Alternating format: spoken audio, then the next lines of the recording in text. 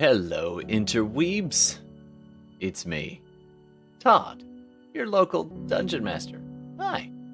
Tonight we're going to be playing some Dungeons & Dragons. It's a homebrew game, and we're going to be picking up in episode 7. So I'm pretty excited, and we're just taking a couple extra minutes to rally up the players. You know how it is. But thank you very much for joining us. Big shout out to Australia. Holy damn. You're listening to us down there. I don't know if that's my friend Bridget or my cousins or what, but thank you so much for tuning in. Anyway, I do hope that you can join us live if you want. You can influence our game. We play on YouTube and on Twitch as well. But you can also catch us after the fact on all the podcast places. And if this is your first time here or you haven't done it yet, don't forget to hit the thingy. Hit the subscribe or the follow. And we'll just do what we can to keep you entertained. All right, I gotta get going. So we'll be just put a couple more minutes on the timer until we get started. I'm gonna put 2 minutes. We'll try to get back. All right, thanks so much. We'll begin soon.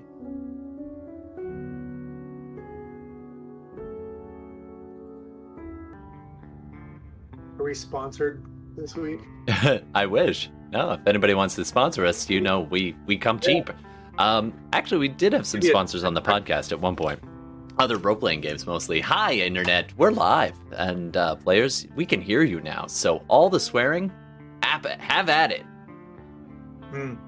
Beep, beep, beep. Beep, beep, beep, beep. Yep. All right. Hi, everybody. Hope you had a good week. Or some of you did. Yeah. Oh, you're a bit on the... There we go. A little quiet. All right. So, hi, everybody. Welcome back. I was dusting this off today. No reason. My monster manual. No reason. No. No reason at all. No reason. No reason. No reason at all. But, yeah, so we were on a boat. And we were sailing along on a secret mission from somebody named Calrun. One of the factions. You never actually found out which one. And so then you were off to, after a pit stop from shopping, you went off to the sea. And while you were sailing along, you rescued a castaway girl and a little kobold that happened to be hitching a ride on her raft. And even more sailing along, you found a mage patrol, a magic-enhanced sailing ship that caught up with your vessel fairly effortlessly and pulled alongside. But through the use of a shocking amount of diplomacy, especially for all you m***ers. So I was really shocked, but you did not come to blows. They inspected the ship, and some of you hid, and some of you just stayed ready to throw down, but fortunately, it did not require combat at that time. Since then, you've been sailing for a little while, and now we're going to go round the horn and meet the players. So, Hi, everybody. let's start over here with... Oh, yes. Let's start with Carl. Hey, Carl. Oh, that's not Carl. I don't have Carl's face here. I have my face. That's not right. But, hey, Carl, who are you playing today? I am playing your friendly, for now, Tortle, Twilight Cleric, Tillman. Awesome. All right, so Twilight Cleric named Tillman. All right, and let's keep going around the horn, and we'll go see Steve. I think all my cameras are messed up. Nope, that's not Steve. That's Tihmily. All right, well, I'll just keep it on here. So, Steve, who are you playing? Well, I'm still playing Gex Techford, the world's largest cat burglar, Goliath, rogue, arcane trickster, who is, he's personally sponsored by, not by NordVPN, but by NerdVPN. When you want, yeah, so NerdVPN is specifically when you want your friends and family to think you look at Amazon and not the Geek Emporium, sports news, not MMORPGs, or, you know, like everyone else, porn and not D&D sites. So it just gives you a false history, a false sense of security. Yeah. if you want everyone to just believe you're a normal human being who just checks into Pornhub regularly instead of constantly browsing for more D&D supplies, that's this Nerd VPN. It's for you. All right, that sounds wonderful. I love it so much. And we'll hear a bit more from them later on in the game, no doubt. Our unofficial, unpaid sponsors. But we love them so. I don't even know if that exists. That'd be amazing if it does. Versus magic shrooms. Exactly. All right, and we'll keep going around the horn. My mouse just decided to do something funny. But Tihmily, who are you playing for us tonight? Tonight I will be reprising my role as med school dropout. Beauty school dropout. Every Hilda time. Bone Braid. I hear that every single time. Whoa, my audio's real loud. Every single time I hear that, though. I continue on my streak of flunking as I performed very poorly as the ship's repair person as well. So Thank you for reminding me. we'll see how that goes. Yes, everybody has taken on a role in the ship in hopes of keeping it afloat a little bit longer and to help out. So we'll be kind of doing some ship rules, which I downloaded. I did send those out to you all. They're on the Discord, and we're using basically from Unearthed Arcana. So you can check that out. And there is a link there to your ship stats. So if you've never seen those before, take a quick look. Basically, it's a document. So you can open that up in the Google, and that's how you're going to track your ship scores and stats as well. So there you go. Yet more to keep an eye on. If only there was some kind of nerd type site that would help me organize all of this. But you know. All right. Yeah, and that brings us. VPN. Yes, Nerd VPN. All right, and now back round to Gordon. Hey, I'll be reprising my role as Rook, a rogue who has dealing with a bit of a mystery when it comes to losing his friends, trying to free them, making some new friends, and now going on a big sailing trip. So we'll see where that takes him. Awesome. So that brings us all up to speed, and I will be playing all the other beings that they run into. So you resume your journey on the ship in just a few seconds. Here we go. And don't forget, audience, just before I forget, audience, you have a part in this too, if you want to.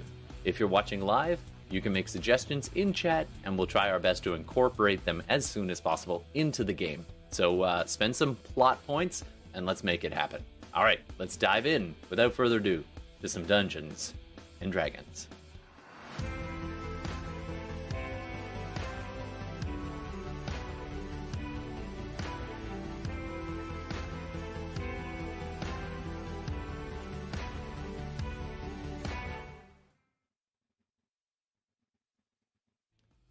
All right, so the journey you've had so far has been the last few days. It's been a couple days since we last picked up where these people left off. And you find yourselves on the sea. It's been relatively good going. You're getting finally over your seasickness there, Tillman. It doesn't help though. Yeah, as your seasickness starts to finally subside, unfortunately, another kind of awkwardness begins as you find yourself kind of bopping around the ship, generally just trying to avoid bumping into Tammy, the other Tortle on board, who is the navigator, with whom you have had, let's just call it what it is. She's an ex from high school, right?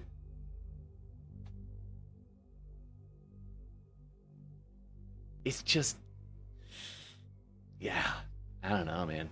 Anyway, so I'll let you figure out how that is, but the nausea subsides, but, you know, you still have that slight unease feeling as you're making your way around the ship. All right, the rest of you are definitely getting along in your relatively new areas. Now, I know Hilda took on the role of ship's repair, right? Putting those old those old crafting and smithing tools somewhat to good use. Well, to some use anyway. Maybe not good use. Use. Anyway, you're definitely, you don't know where your dad's toolkit went, and that's not wonderful. But it is what it is. So, anyway, meanwhile, Gordon, what job did Rook take on?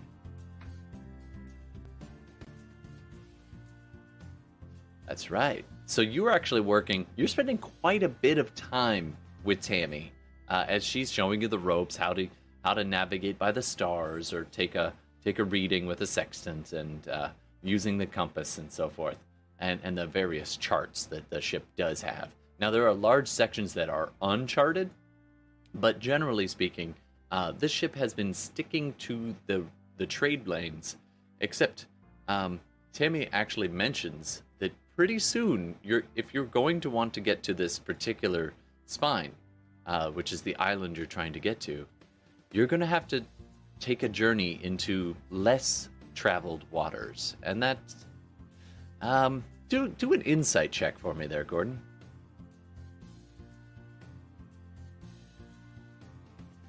Yep.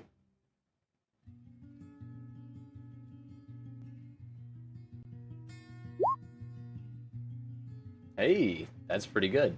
All right. So, you know, she says it as casually as possible, but Tammy definitely seems a little bit tense when she starts to describe particular areas that you're about to travel through. In fact, there is one area that she just mentioned off the cuff, as though almost in a way that people would say something that obviously everyone who sails knows this, so she didn't explain it, but you get that idea that she's actually quite nervous around what they call Frontiers Spin.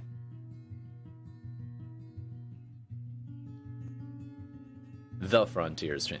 Actually, let me see if I get that. Right. There. Yeah, so we're going to have to head along here for some time, and then of course we have to pass over Frontiers Spin, just on the edge.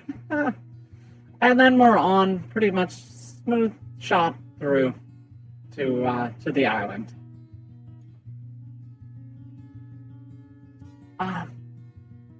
It's kind of bad luck to mention it on a vessel in detail. It's just, yeah. Oh, thank you. Ah, thank you, Abominable Scotsman. You saved us a lot there. I've had everybody else muted. It's just been the Todd show, so I'm terribly sorry about that. Thank you so much. You get the prize. I don't know what the prize is. This whole time. Abominable Scotsman, this one is for you. All right, thank you so much. Thank you. All right, so Tammy's been really nervous, and can you ask her that question again there, Gordon? Just wondering, like, what is the Frontier Spin? Like, being someone that doesn't really know, that sounds like an interesting name. Well, the Frontier Spin,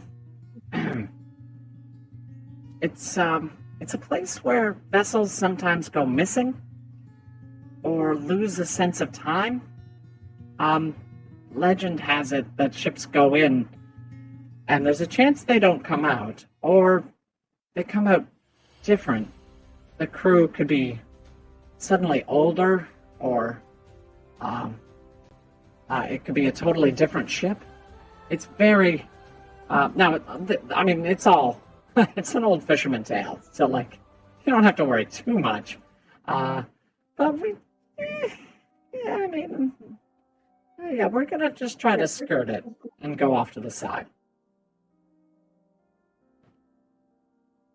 Okay. Sure. All right. So she also outlines the rest of the trip to you and points out she actually has added to the chart the section where you bumped into the Mage Tower patrol. The mage towers tend to move around a fair bit, or at least not be exactly where you expect them. So I don't know if they move or what, but this one used to be, I don't know, probably like 5 days sailing west, but for some reason we bumped into them around here. So maybe their patrols are looking for somebody, or maybe maybe the island shifted again. That's what they say. Anyway. Who knows? In your head, Rook, you hear the voice of that relatively new companion. Low. Go slow. Yes, she's not kidding. Those islands, they still move. They can appear in different places, in different cities, off the coasts, and their patrols rarely show up where they are not, where they don't have interests. You be wary of them. You were wise to hide.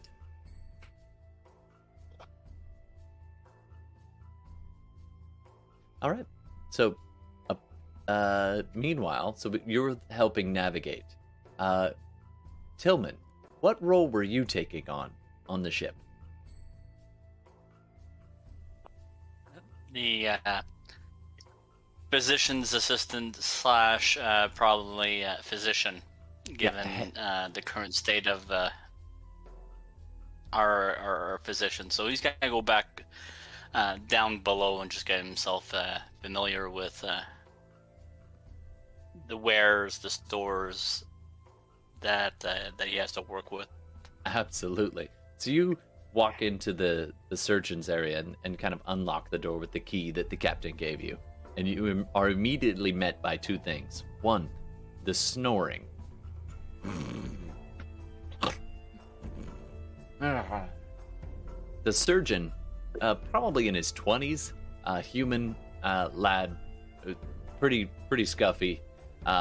Definitely had like fancier clothes at one point, but definitely under worse for wear condition.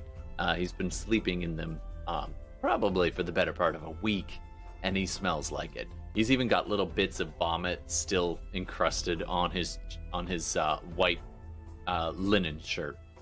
He's all passed out on the cot, and he's still got the antiseptic slash anesthetist rum, basically very high proof alcohol in a jug in his left hand as he rolls over at the sound of you entering. You take a look around the. Yeah, that's. Sorry, what was that, Hilda? That sounds like Bentham. That's right. Bentham being a former, you were vaguely aware of him as a frat boy at your old med school, basically. But I don't even know that he knows you're here yet, and it's been the better part of a week. He's been pretty much drunk since he left. Oh, now I've got that song in my head. All right. So you take stock. There are some medicine kit materials here. There's even a small. It took you a while to find it, actually, but you do find a small. It's like part pouch, part case with a shoulder strap on it, tucked way up in the back of this locked closet. And you pull it out and blow the dust off of it. And it's got this little vials, and you can hear them clinking on the inside. You manage to pop the lock relatively. With who do you ask to help you? It is locked. Unless you want to unlock it yourself. Sure. Is Gex available? You go up and go looking for Gex. He seems to be up by the. Where are you, Gex? Probably somewhere in the captain's vicinity. All right. So currently, that's up on the main deck. That's what I would have assumed. And yeah, I'm down in the lower deck. Mm-hmm. So do you go up and get him? Yeah, I'll go up and get him. Okay, so you make your way up. Meanwhile, Gex, you are standing with the captain, Captain Zim, an older man in his 50s, mostly balding, nice, respectable beard, and he's got when he's at sea, his hat is tightly tied because of the wind, but he's got one of those classic tricorn type hats. And you're up on the deck, and you're looking around at the compass bearings that he's just given you to check. And there is a crewman at the tiller, but you can actually take over at the wheel, I should say. And you often do take over the wheel, or and he'll occasionally kind of hold up this large cone in his hand and shout an order forward. Trim that sail, fix that, it's luffing, stop drinking, you bastard. All those kinds of standard sailing stuff. He runs a pretty good ship, but you've gathered that he's relatively well liked. Can I get you to do an insight check for me for the crew? Yeah. Part of your job as first mate is to take a read on the morale of the crew. So, which one of them seems to be having some issues today? Well, seems to be that things are for the most part shape of the ship shape, one might say. But there is the odd crewman here and there who feels their share isn't worth what they'd like it to be, but that's just kind of standard stuff. I wouldn't put too much into that. I think for the most part you've cobbled together a reasonably reliable bunch of seafaring individuals. Oh, good read. Good read. Which one of them out there probably has the least experience other than yourselves? See if you can tell. Or tell me tomorrow. Over the morning briefing. I will tell you tomorrow at the morning briefing. That is an interesting task for you to direct at my insightful ways. But I'm sure you'll have a. Yeah. I can see that. All right. So at about this time, Tillman comes up. Take it away. Hey man, I think there's some supplies down there I need to have access to, but these turtle fingers aren't that great block. So I was wondering, if you could spare some time. Supplies are you looking for? I'll say this to make sure that no one else actually picks up on it. Medical supplies, man. Like the doctor's sort of passed out with a little bit of dribble of vomit. Sort of like I was for the week, but he seems to be permanently in that state. He's not really helping. Yeah. Would I know that he'd have access to that or not? I should know by now who's supposed to have access to where, I'm assuming. Yeah, and I don't know if you brought that little cart container up with you, Carl, or Tillman. It definitely would be portable, but you might not want to bring it out and make it obvious. It was pretty well hidden and quite dusty. No, I didn't bring it. Got it downstairs. All right, well, Gex, if you want to head down, you could, or you're just kind of given run of the area. And I'll say a little check-in on this, that, and the other. Sure. All right. So you begin to make your way around. Absolutely. Do I notice anything broken on the way? Because I just realized I got mending, so I could probably help out with a few repairs here and there. Oh. Did someone say repairs? Yeah, you're there. You happen to overhear that. What did you just say? Hilda, man. I'm all about helping out people, and if you're having trouble with some mending stuff, Yeah. I could probably help out a little bit. Probably not to your caliber, but not gonna lend a hand. She's But holding I a certainly hammer hope that's like more than my caliber. comically broken. Secondhand tools. I'll fix the hammer. All right. I'll cast mending. It's going to take a while, so Thank you. the three of you head on down to the surgeon's area. It's actually a pretty good place for you guys to talk, because the only person there would be the surgeon most of the time, and it's a lockable door. Otherwise, you'd be in your crew quarters, where, you know, on any given time, the off-shift crew is usually sleeping in their quarters. So the surgery is actually probably the best place to get a little bit of privacy.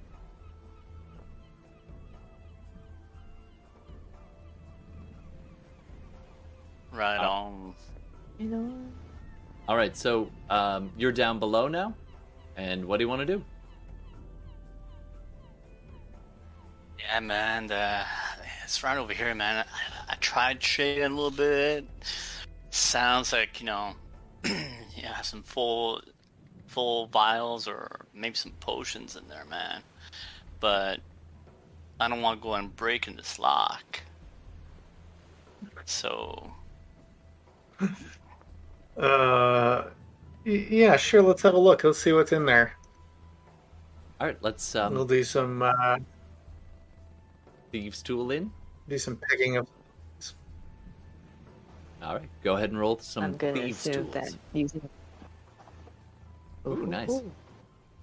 Which is what am I rolling for that? Sleight of hand? Is that what I'm rolling? It'd be the same as sleight of hand. It's you're proficient as in Yeah. thieves tools, so it's Dex plus Yeah.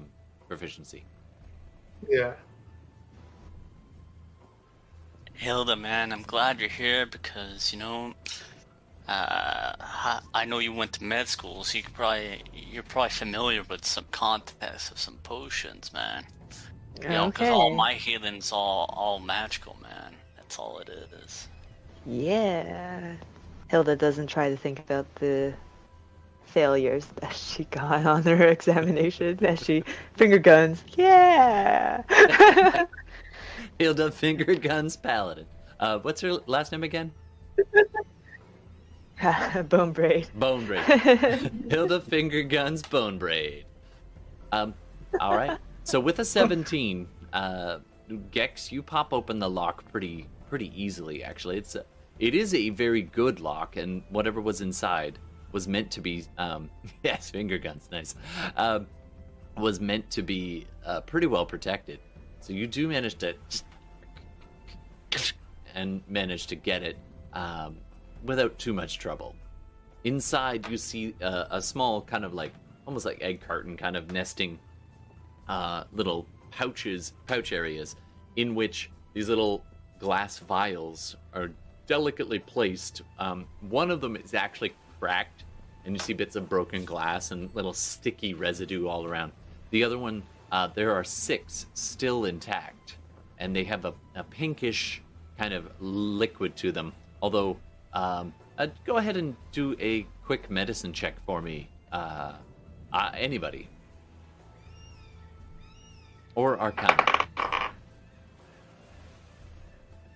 Oh man, it's rolling great. Another 20. Wow. I got a 13. Oh, it'll bite me later. Don't worry. Oh, yeah. and You're Carl's getting already starting the your night good with rolls in now. the 6. All right. As soon as it's really important, it'll be crap. Nice. So you pop open the vials, the lock, and pass it over, and then the Paladin and the Cleric begin kind of looking at the vials and twisting them, holding them up to the light. Hilda, they do tend to look a lot like the vials of potions of healing. Nothing too intense, but a standard potion of healing.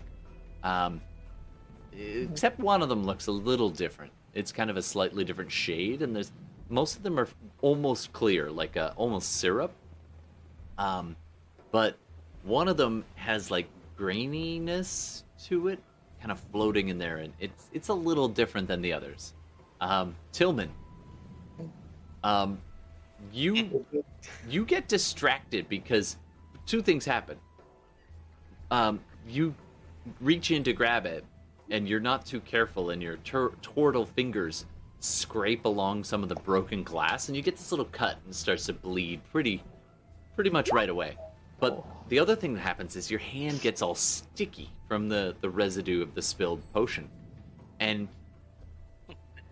you look at your hand, and there's the cut, and then it immediately starts to close from the residue as well. So you went down by 1d4, but you also healed as well. So it's just a sharp pain for a second. You look, and you just watch it close. Oh, man. Far out. It is now, Steve. I do want to remind you that the Dave. players get to have plot points as well. So, yeah, it's hidden in the chat there, but that's going to be the thing now. All right.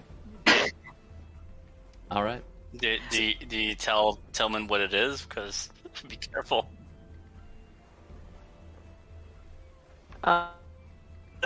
He won't know. I mean, all that Hilda can see is that, yeah, this one's a little bit different, but I didn't get to that unit in med school before I dropped out. So, Gex, do you have a sense of what that is? I think it's ye old arcane fiber supplement. Pretty sure. So you definitely know 5 of them are healing potions, and one of them... Occasionally, when you're at sea, a person of my age might know this. But It's all the salted fish. occasionally, and, like, when you're at hardtack. sea, you get one or two things. One or two things happens, right? You start to, like, everything comes out both ends, or nothing will come out either end. When you got sailors with that problem, as rare as that is, you need ye old arcane potion of colon flow. Uh-huh. I think we have another sponsor. That sounds... Yo, colon flow. Colon flow. Meta colon. Now that I have to do my commercial all over again because I was muted the first time. Yeah, actually, So I've added the 5 potions of healing, and then a potion of ye old fiber. supplement. But that one you don't actually know what that is. When it comes time to... I know, but I have a feeling that if I want to mixture one of the potions, it'll be a roll of a dice, and we'll see what happens. I love it. Yeah. All right. Well, you gotta be careful with the fiber supplements because overdo if you it. take too much, it's also not, Metamucil overdoses are not to be trifled with. This sounds like message personal has been brought to you by Potion. Colon Blow. Old fiber. You know you're of a certain That's what it age says playing in the bottle. Dungeons and Ye old Dragons fiber. when you're making Fiber 1 jokes. Anyway. Meanwhile, Rook, you seem to be the only one who's kind of above the ship right now, so we're just going to bop over to that. There is a small kind of cabin towards the aft. Now, this is split between the captain's quarters is back there at the very back, but there is a small navigator's kind of office cabin there, and there's so you're in there right now with Tammy there, and so it's just below where you're positioned on the map. It's not shown, but it is up there.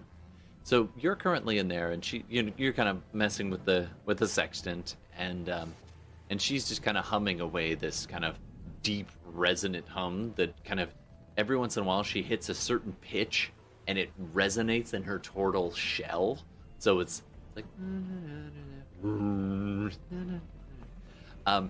and it's just what she does as a habit when she's kind of absent-mindedly doing things. And right now she's reading a book. Can I get you to do a quick perception check for me? Sure.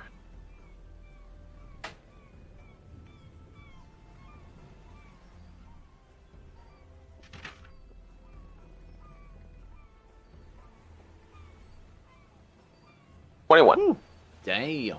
All right. Since you're the one up here, well, I'll let the players decide. can I get somebody to please roll a D100 for me? I'll do it. Last time I rolled it, we had mages. Uh-uh. 1 to 15 Use is the smooth golden sailing. dice. Golden Rough dice. other options: doldrums, rough weather, and the very last one, and I quote, weird shit.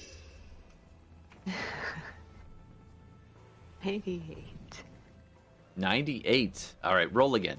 We're not having another one. That's why I rolled last time. Yeah, it is. That's okay. I am making note of that, actually. 37. All right. That's a better number for some reason. I like both of those. No, we're doing both of them. It's fine. It's fine. Go for the twofer. All right, so you guys have been sailing for a better part of a week now, and the sun is setting, and it's beautiful and calm, and it's just excellent sailing weather, and you're really starting to feel kind of good. And Rook knows, based on his calculations, that you're probably about 3. If you've got good weather, if it holds, you're about 3 days out from the island you're headed to. So at this point, the sun is setting, and it's beginning to you're beginning to feel pretty good about life. And is there anything else anybody wants to do for the night before night falls? Yeah, I mean, I think like at some point during this trip, I would have used a short rest to gain proficiency in Arcana and checked out the seashell that Annie gave me. And once in a while, check in on her, make sure she's not killing anyone or doing anything weird. So, but beyond that, I think it's really just navigating, hanging out with the others and checking out the seashell that she gave me. Like, what is it? Okay, so go ahead and roll Arcana, and you are proficient as Cat, your friend, seems to be whispering in your ear. Look, you have to look for the scratchings first. That'll give you a hint as to what's the scoop. Are you even listening? That's her chattering away. All right, 16, not too shabby. All right, so you don't know the exact nature of it, but you do know that this is inscribed with a mark, an arcane kind of mark, that if you had to guess, was maybe an identifying a nature. It could be a grounding kind of thing where like the bearer of this could be easily identified, even if the shell itself wasn't visible. And other than that, for 16, you can get the impression that it's not.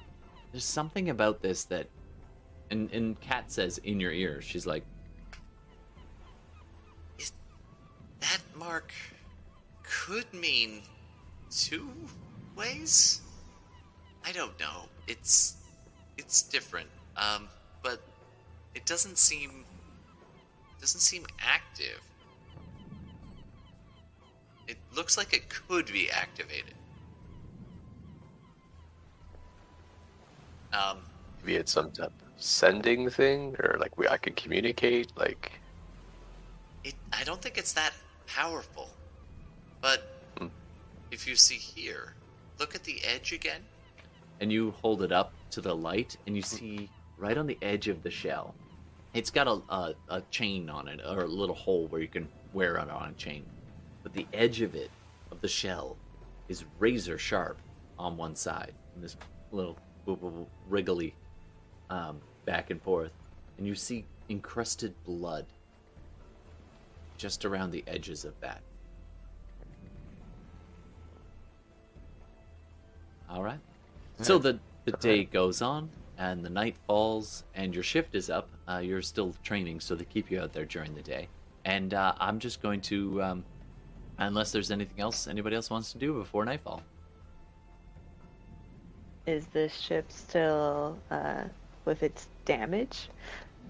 It's got a little bit of damage. Okay. You can go ahead and roll a proficiency, tool proficiency, to see how you do to help out with the repairs. Thankfully, there is an actual carpenter on board, but they can always use help. Can I lend a hand as well Sure thing. if it's minor enough? Yeah. Yep. So you can go up there. They Okay. actually get you, Tillman, patching sails because everyone else it would take a long time of sewing. So they'll run it down and pass it to you, and you just hold it for a while and like hum your little song or whatever it is you do, and you after about a minute your hands come away and it's as if it was never torn. Wow, it's magical. I That's right. How'd you do, Hilda? What? Well, I rolled a 9, but do I add anything to it?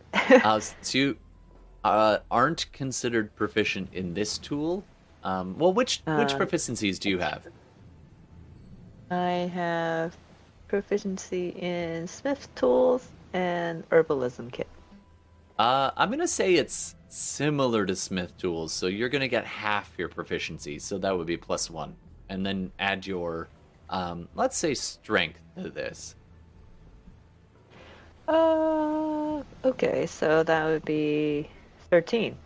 All right, not too bad, not too bad. So you managed to help out with the patching and kind of replacing a few of the kind of cracked boards where the two ships had collided after this guy caused crazy amounts of chaos and caused the mage ship to hit them.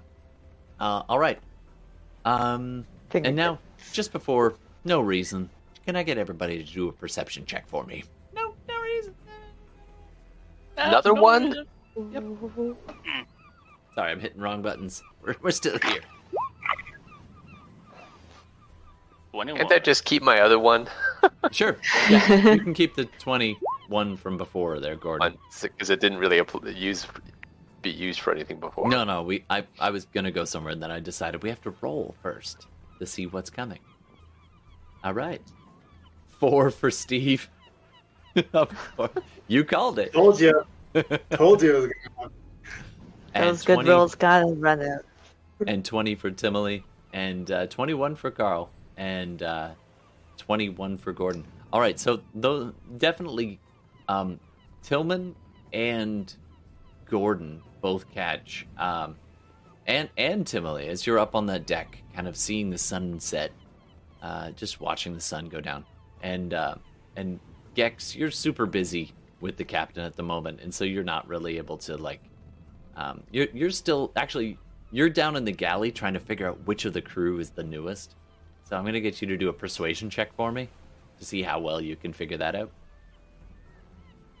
But in the meantime, Newest. the three of you are just watching this beautiful sunset, and the gulls are kind of still following the ship as they tend to do, and you see an albatross or something way above, and then another like a really like a big white bird. It's not a gull, but it's like perched right up by the crew and by the lookout on the top of the ship. And the lookout calls back for shift change, and you see him kind of flap his arms, and this big bird flies away. It's like a really big white raven or something. And then you carry on with your day. How'd you do there, Gex?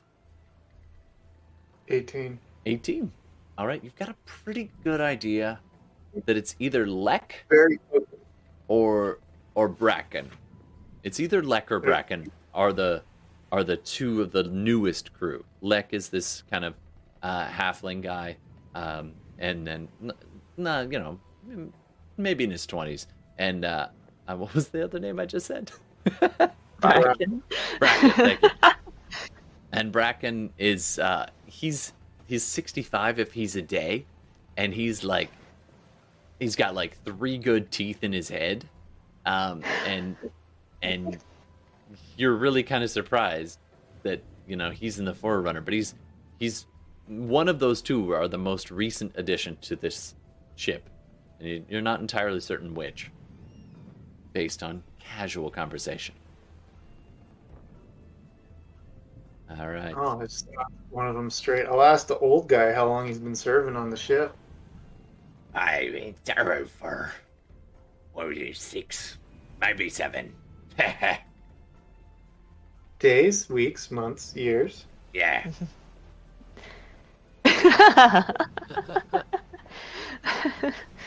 Sounds about right. And how about you, Lek? How long have you been on board serving the captain? Me? Oh, I've been around for like 4 months now. It's been pretty good. The grub's not bad. You get here before him? Was he here when you started serving? And they look at each other. And they're like, Yeah. Did you start the same day, the two of you? well, me and him. Yeah. No.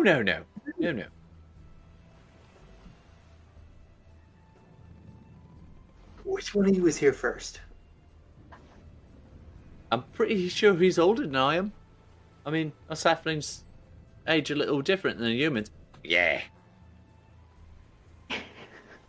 Well, this is a teachable moment, Lek. As a person in the command stream, this is a teachable moment. When your captain asks you a direct question, you need to give him a direct answer. Oh, look See, who I thinks asked he's you- captain now.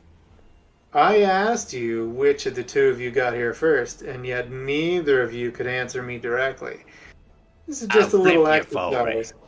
I'll flip you for the answer. Winner gets to know, loser gets this. And he holds up this old mop bucket. And Lek's Okay. like, yeah, let's flip forward. Open side up, you tell me. Bottoms up, we forget about it. Wait, is this a bottle flip? Sounds like a bottle flip. I'm gonna use some little. All I'm right. gonna affect the outcome here. All right, so you're casting your invisible mage hand? Mage hand. Nice. All right. I'm going to make get you it to land do the way I want. I'm going to get you to do a sleight of hand roll for me to make the part of like the arcane part subtle. And we'll see if they spot it. 20. Damn. You're just The like good rolls are still coming in. and It's like think of the chance cube, right? Yeah. In Mos Eisley, the boy red blew his mother. You know? exactly. And so it's funny because you can actually, if you were paying close enough attention, you would see it flip up and then pause and then reverse directions and land just the way you want. And so like Lek and Bracken are just like, Ah, all right. I was here first. By 3 months. Yeah. I damn would it, not have I have to guessed mop that. again. I'm always mopping. All right. So everybody kind of has their meal, settles down for the night, and it's all fairly calm and quiet. Until somebody do me a favor. Can you roll? Let's go with a 2d12. You want a total or two numbers? Total. Oh, I think this is the D12. 11. All right. So it hasn't been that long, so no long rest for you. And depending on how things go, that might affect your how much, whether you get exhaustion or not.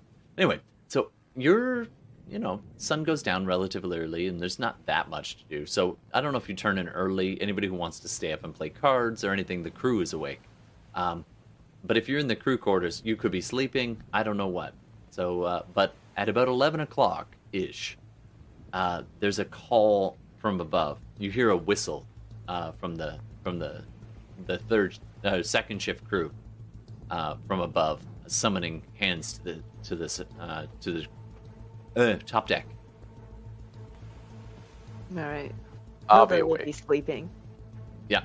So she'll tumble kind of out of the bunk. Okay. I'm assuming. Do an acrobatics check for me just to see how well you climb. Well, they're stacked 4 high, so like, there's no. Oh boy. Okay, 14. Okay, you managed to land on your feet and kind of 3-point stance a little bit, but almost make it look on purpose, and then stand up.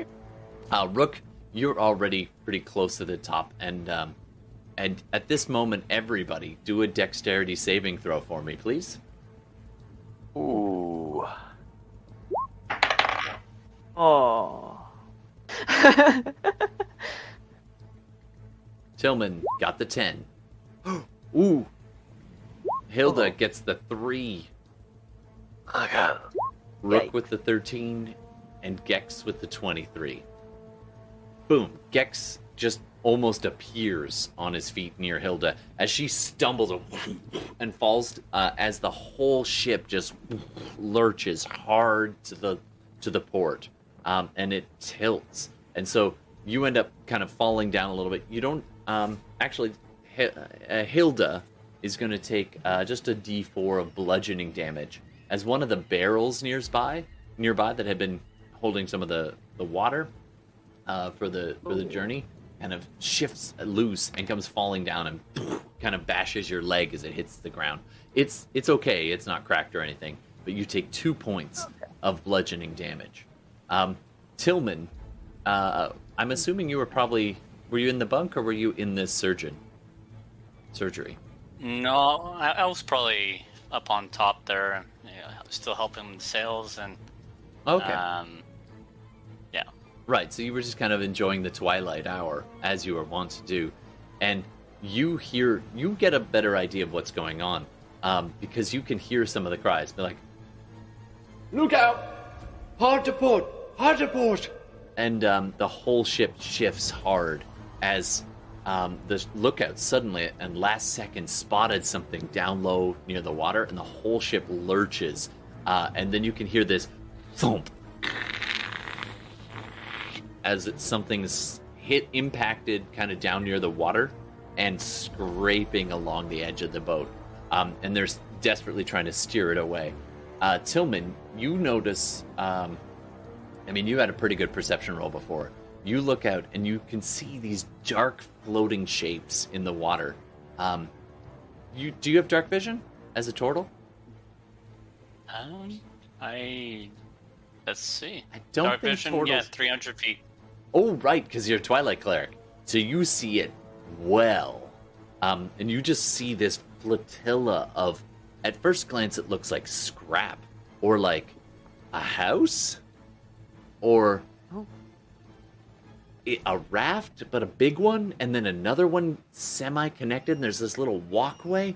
And then there's another one. It looks like this random cobbled together like slum floating in the water, no lights.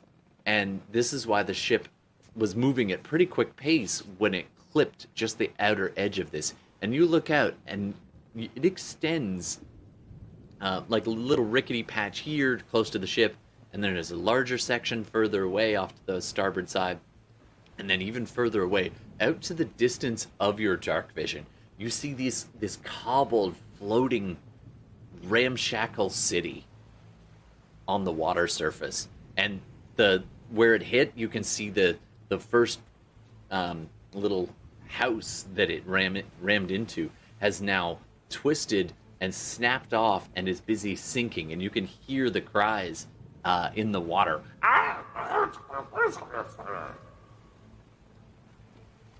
All right. What do you want to do, Tillman? You get a quick action before anything else happens. Hey, well, I notify. Is Gex around? Let's just say he just came running up now, and the rest of the crew too. Hey, man, we just. I think we're in the middle of something, man. I read about this Waterworld thing, but oh my goodness, I think we ran into a city, man, like one of them floating cities. Never seen one of these before. Now they sound a little bit weird. I will immediately look where he's kind of indicating, and then up to the crow's nest, and then to the wheel. Yep, absolutely. So the crew is responding, and they're. I see what he's talking about. Why didn't you notice it, and why did you steer into it? Those are the looks on my face. It's fair. You can see at the front they're repositioning these hooded lanterns with lenses to try and aim down and be able to spot it. There are no lights whatsoever, no torches or anything on this, and it is quite dark out. It is a moonless night. So you can just make out the silhouette of a slightly darker shape against the back. Now, as a Goliath, do you get dark vision? I do not. Okay, so that's all you can make out in this dim light. And it appears that the lookout just missed it, maybe. It's hard to tell. But you can see them responding now, being like, where is it? Where is it? Get the lights! And so they're digging up the lanterns and aiming them out front. Can I sort of see generally a shape of where it might be? Oh yeah, you know that it's off to the starboard side there, and it seems to kind of stretch out almost like a wedge shape, and you guys just nicked the edge of it, but it is definitely wider. You get that impression, and you can see the one sinking piece is close enough, and they've got some torches held over the side of the boat now, your boat, the bullship, you can see it as this ramshackle hut is busy filling with water, and you can see something splashing around in there, and you hear curses. Out of curiosity, what languages do you speak? Common, giant, thieves' cant. All right, it's not giant, it's not common either, so you don't have a great idea of what it is. I am going to press to digitate Sure. here. More specifically, like kind of cast sort of a flare-typey shower of Nice. sparky light over top of the thing to see what illuminates. With a little... All right. Can I get you to roll intelligence? Like, just basically a spellcasting check, just to see how effective it is. You're kind of new with this whole magic thing. Yeah. What's my bonus there? 5. Nice. Told you it would fail me. So you go, and this shower of sparkles and lands, and then you just like, oh, stomp that out, and like a little bit of the cloth nearby catches on fire, and yeah, it didn't quite pan out. Good idea though. I like the idea. It might work another time. All right. Yeah. Right about now, everybody else is up there and taking a look around. Those of you with dark vision get a pretty good idea. There's a floating city nearby. Rook, as you look over the side a few seconds later, you hear a now familiar voice in the back of your head. Oh god. Looks like it is a goblin sprawl. The scavengers on the land, they take to the water.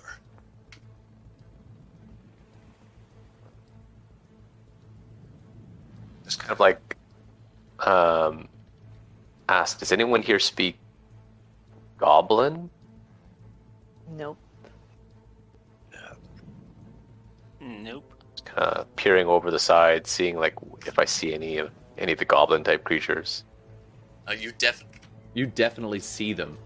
You can see like splashing in the water, a couple others running along the ramshackle platforms that connect these, and you can see a couple of small shapes, but a couple of bigger ones too. They're bigger than your average goblin.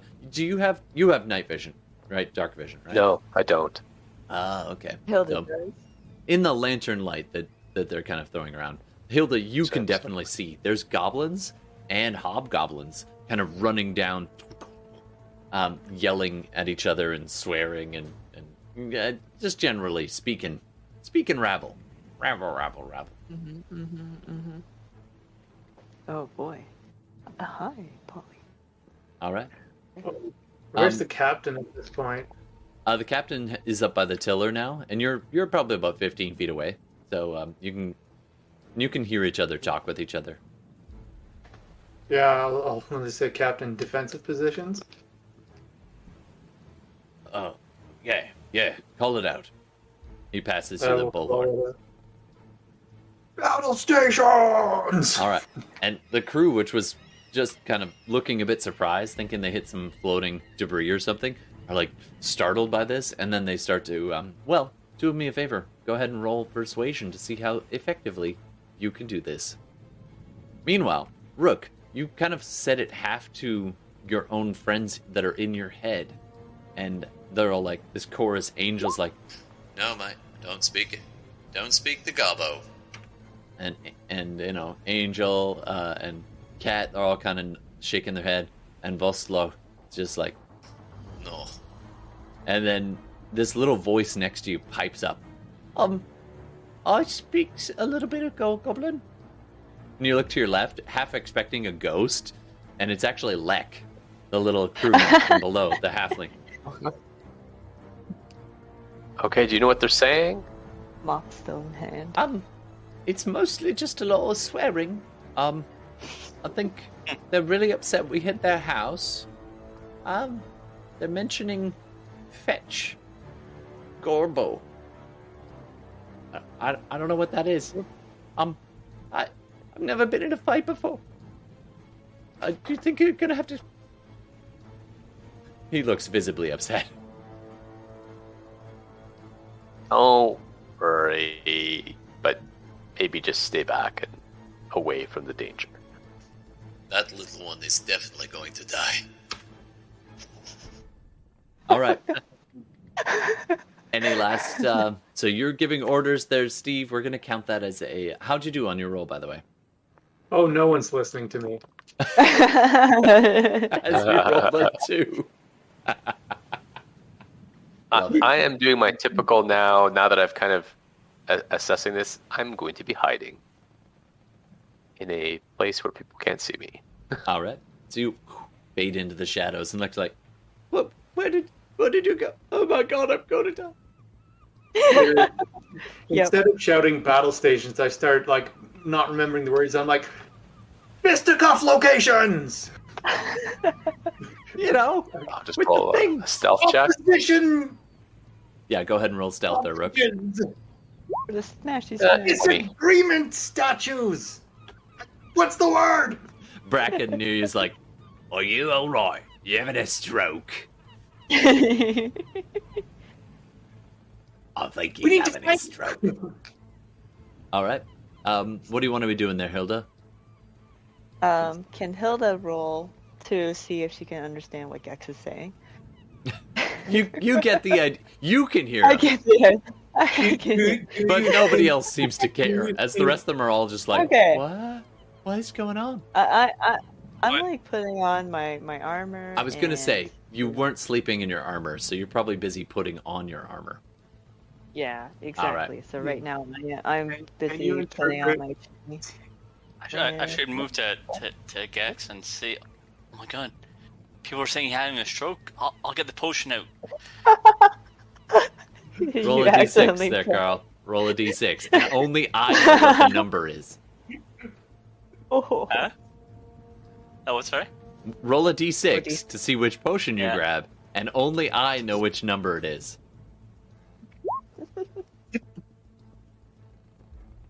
Okay, he rolled a 5. Internet, I'm only going to share this with you, so. That's what that number was. All right, so. Yeah, okay. Anyway, so you pull this out and offer Gex this pinkish potion. Man, it's gonna help you, man. He I presses don't know. it I into can't your understand hand. what you're saying. I don't need no drugs. I don't need no potions. I'm having a senior moment. Just give me 2 seconds. That's right, I forgot. You're like 65 years old. That's a Goliath. I forgot about Yeah. that. I always forget that. You're an older, wiser Goliath. Long in the tooth. 62. 62. I'm sorry. Not yet at retirement age. Adventuring is your Yeah. second career. Yeah. All right. And with that, all of a sudden, you just hear... And you look to your right, Tillman, and wedged in the wood beside you at the railing that you just mended and polished, there's this really rough kind of looking arrow. It's kind of crooked and twisted with like feathers of an old nasty old seagull on the end. You're shocked it flew anywhere near straight. And then you start to see dozens more of them just tearing through the cloth. And I'm going to just roll a bunch of d20s and just see who gets hit. All right. In order, round the clock that I am seeing. 1, 2, 3. Well, there's 4 of you, and I'll roll 5.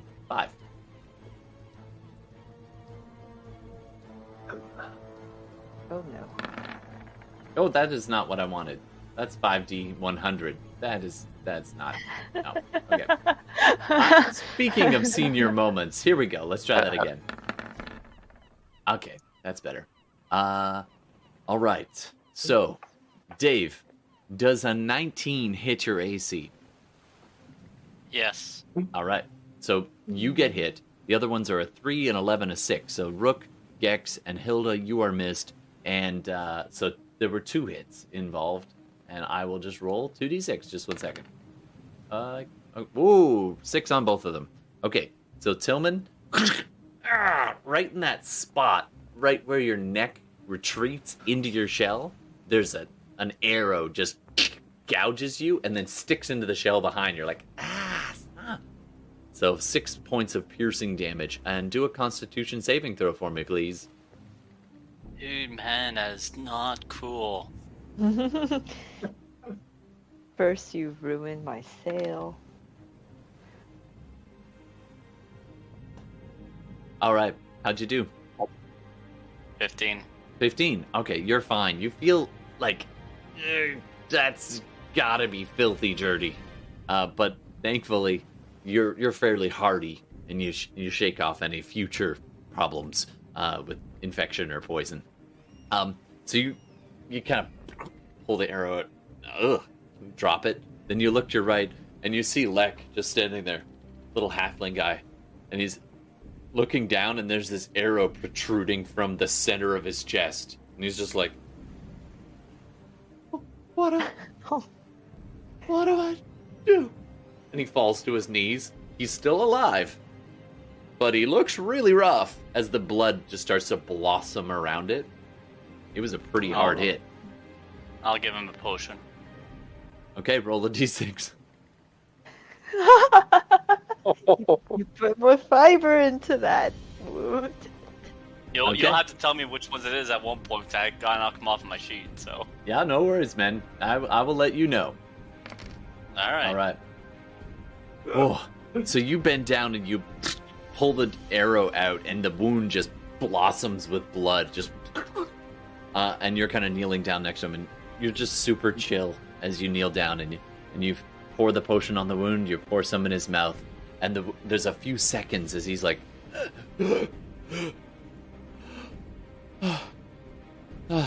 and you wipe some of the blood away, and you see the wound just knitting itself back together again. You just saved his life. With And mark every off one of time the healing potions. you Alright. realize, every time you correctly choose a healing potion, the chances you're next going to choose the fiber potion increases exponentially. Understood. If somebody would have told him what it was, this wouldn't happen. This is just more fun. I just find it hilarious that the cleric is using healing potions. Yeah, it's true. It's true. I don't know why. But he, he's a curious guy. All right, so coming up next, let's roll some initiative. Oh, Ooh, yeah. are we Hold on, going hold on. into combat? Ooh. Hold on. Hold on, wait a second. Before... Because there's something I can do. Okay, sure. This Vigilant. is still kind of not quite kicked off, but just to keep track of what's happening. Who is close to me? Lek and Hilda's fairly close. Rook is, you don't see Rook right now. Alright, I And will... Gex is up by I the will- captain.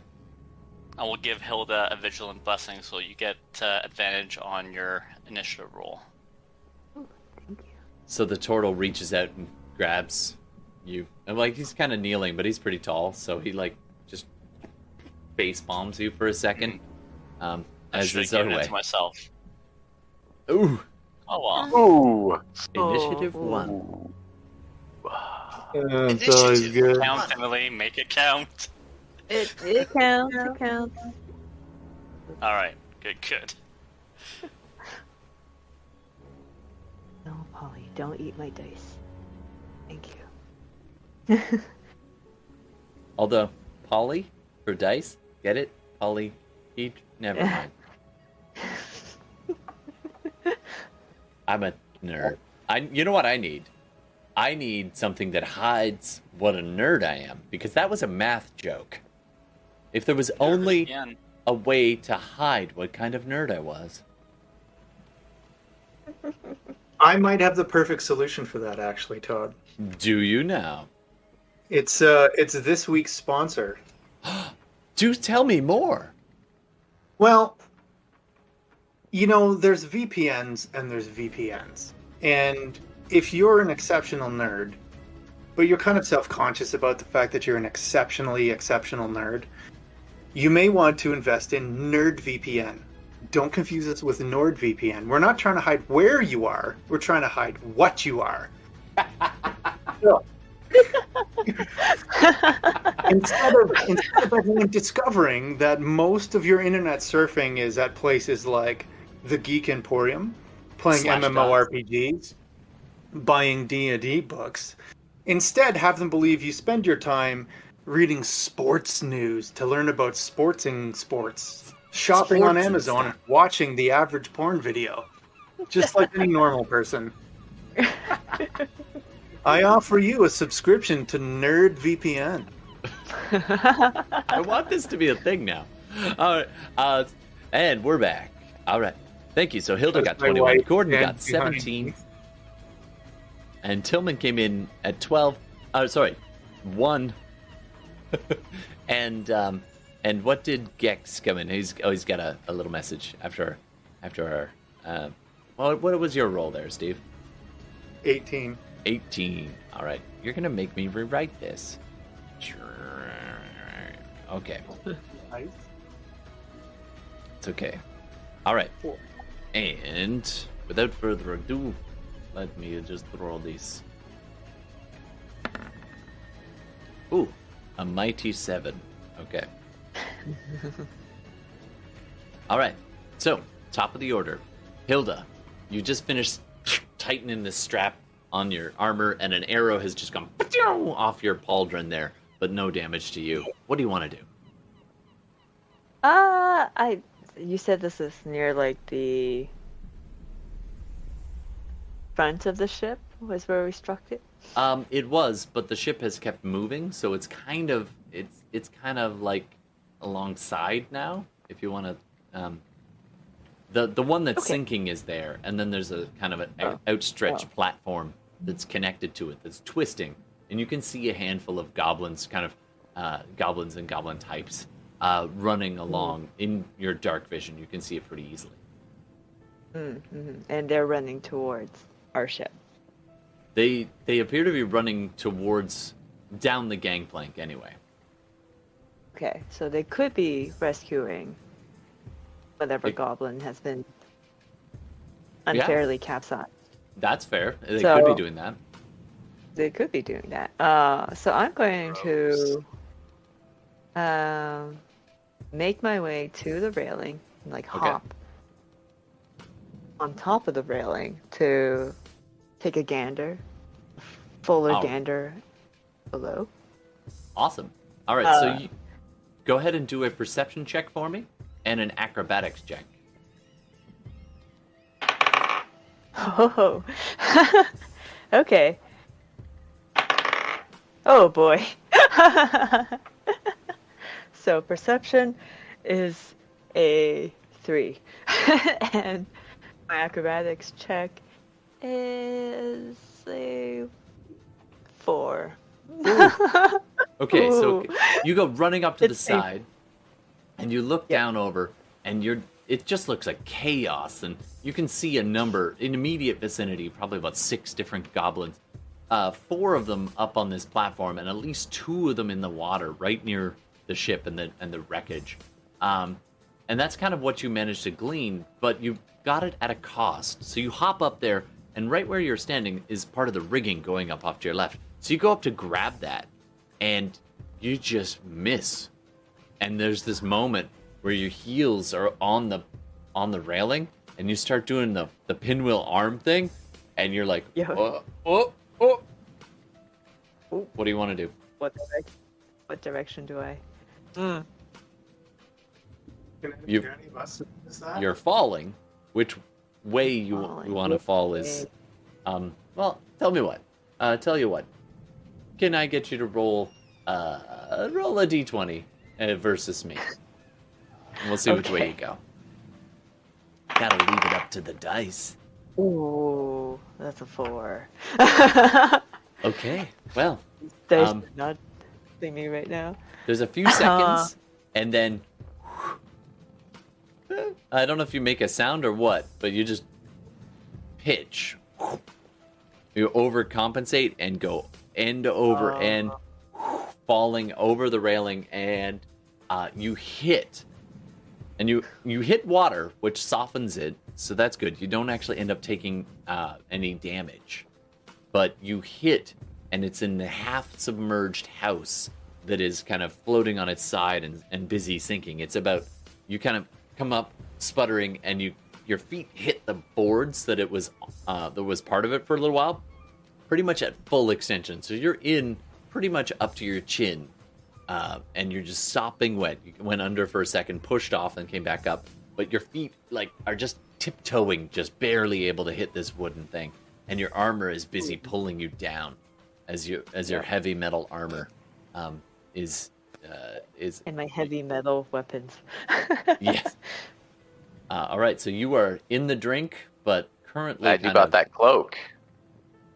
That's Oh, true. that is true. That All is right. true. Can I get you to do an athletics check for swimming, but at disadvantage? Come on, no. No. Athletics. Oh, I got a 20 on my first roll, but then I got a 2. So that's a 6. So you come In up, total. get one good breath of air, and then that beam that you pushed off, you pushed it down because the thing is sinking. So now you can't touch it anymore, and you're like, bloop, and your face is just below the water, and you're having trouble staying up. In a few seconds, that's gonna be a problem. Do swimming school. My parents always said that was an important skill to have. Along with medicine. With medicine.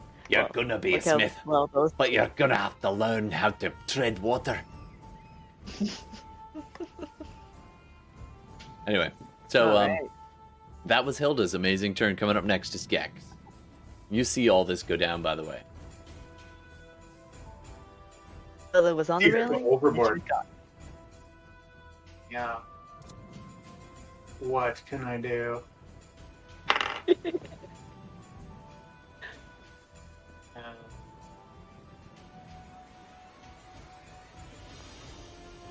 I mean, you look up.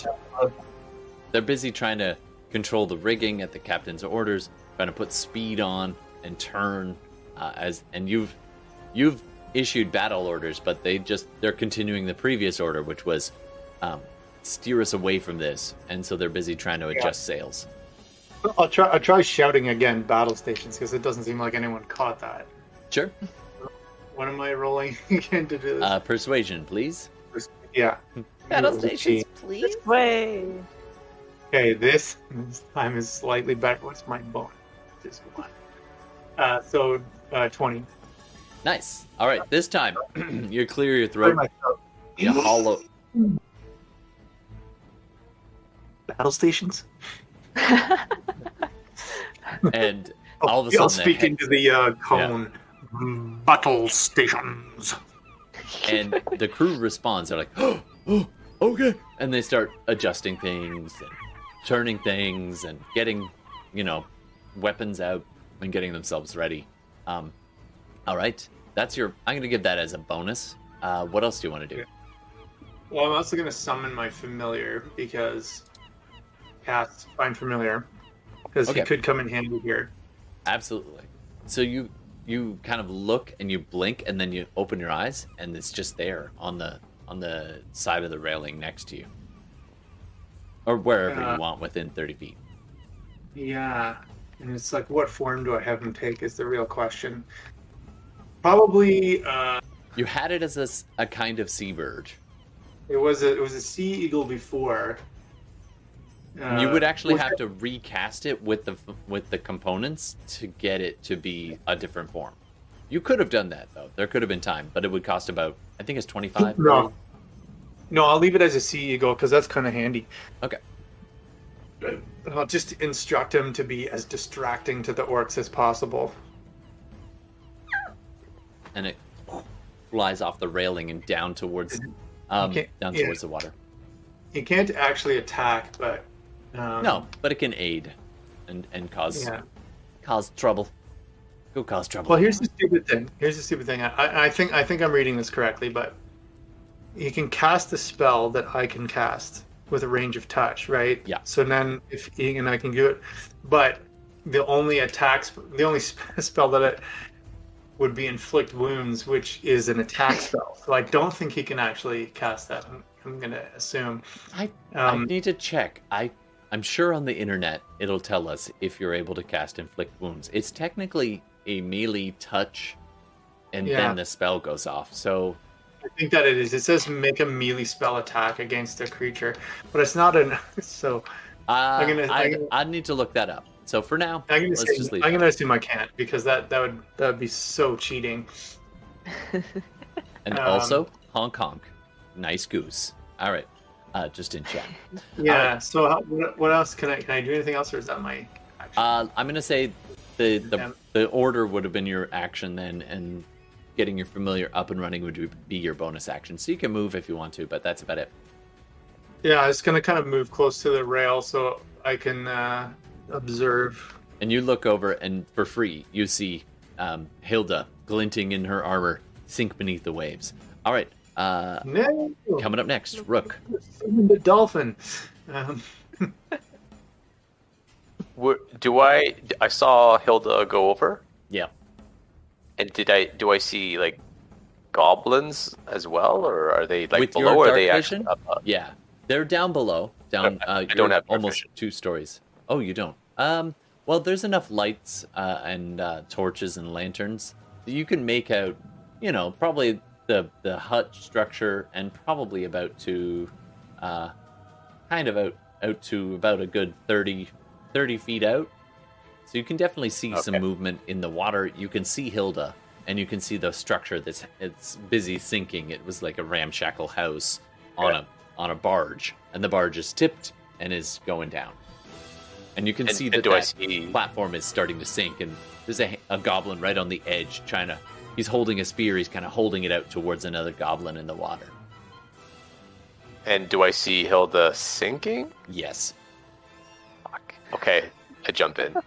I just do do an acrobatic dive in. Absolutely. Go ahead and do an acrobatics check for me, just to see how well you do. Okay. How many flips? How many flips? What's your score? The belly flop. By the way, folks, rolling a 1 here could be real bad news, because you shouldn't dive into water that you haven't looked carefully at. I'm also going to do the knowledge from a past life. On In fact, the that's acrobatics. Voslow's like, 13. Don't jump into water that you haven't seen the bottom of, you fool. That is how Voslow's third cousin got paralyzed. Oh. So, 13. all right, nice. So you hit the water and manage to go into it. It's a bit of a belly flop, but you're okay. And you kind of do a shallow dive and pop up. You're about maybe 10 feet away from Hilda at this point. So, I mean, I don't know if I can bonus action dash, but I'm just going to basically I'm going to say you still have a little bit of movement left, but I'm going to get you to do an athletics check to see whether your movement is halved being in the water, or whether you can cover that last little bit of distance. It's kind of on the edge. You have about 10 or 15 bits of movement left. An 8. It took more out of you than you thought to do that leap, so you managed to get next to her, but you're not going to be able to cover any more distance. Yeah, okay. Basically just next to her to grab her. Fair enough. You can go ahead and grab her, which I'm going to count as an aid action if you want to. You can help her out with her next rolls. Whatever it is she chooses to do. Okay. They seem to be kind of trash right now. Rook, Oh, you oh, oh. also see there's a goblin just on the other side of her. You see the kind of greenish snout and his snarling, his is soaking wet, just like a wet dog, just like long, stringy black hair kind of curling down the side of his face. Is like looking over at the paladin. He's like, just looking over towards Hilda, who is currently under the water. Okay. The goblins into the water or in the water? Yeah, he's one of the goblins that was on board this little kind of floating barge, and he's right next to her. And then there's her, and then you're kind of kitty corner to that. So it's I almost see. like me and the goblin are like kind of doing a little cat fight in the water, like. Like Well, you're patting. flailing around, and it's going towards you, like, and then Oh, he's Rook- trying to attack. Well, Oh, Rook's just getting to there, and you see the goblin reaching out towards her. And Rook, unfortunately, you're out of action economy. Or actually, you haven't spent your turn. What do you want to do? I mean, I was just moving, right, and maybe bonus action dashing. So if I interpret it as attacking her, I would. Am I next to the goblin, or is it a bit away? Yeah, you could be next to him, close enough to next to him. I would intercept him and shank him. Okay. So you want to do that, or are you going to check him out? Oh, you know what? I'm not going to shank him. Fine. I will. I will move next to him, but I'm holding my action just in case he attacks Okay. me So you or her. Get your dagger Yeah, ready. basically, yeah. And basically give him like a warning look. You had like, it in your teeth. You did the whole pirate thing Yeah. in the the whole teeth, pirate. and then Hey, if I get it lose it, I ready. can just get it back, right? true. Reaction summon. So you're just like ready to just execute this gobbo. All right. It is now the goblins' turns. Okay, a couple of them are you can still see way back. Tillman especially sees a couple of the crossbows and bows kind of launch out again, and a few more of them hit the deck, and you hear them kind of swearing away over there on the far side. So that's what most of them do. And this one is kind of waving his spear around, trying to pull. This one goes over and just gets pulled out of the water onto this little platform.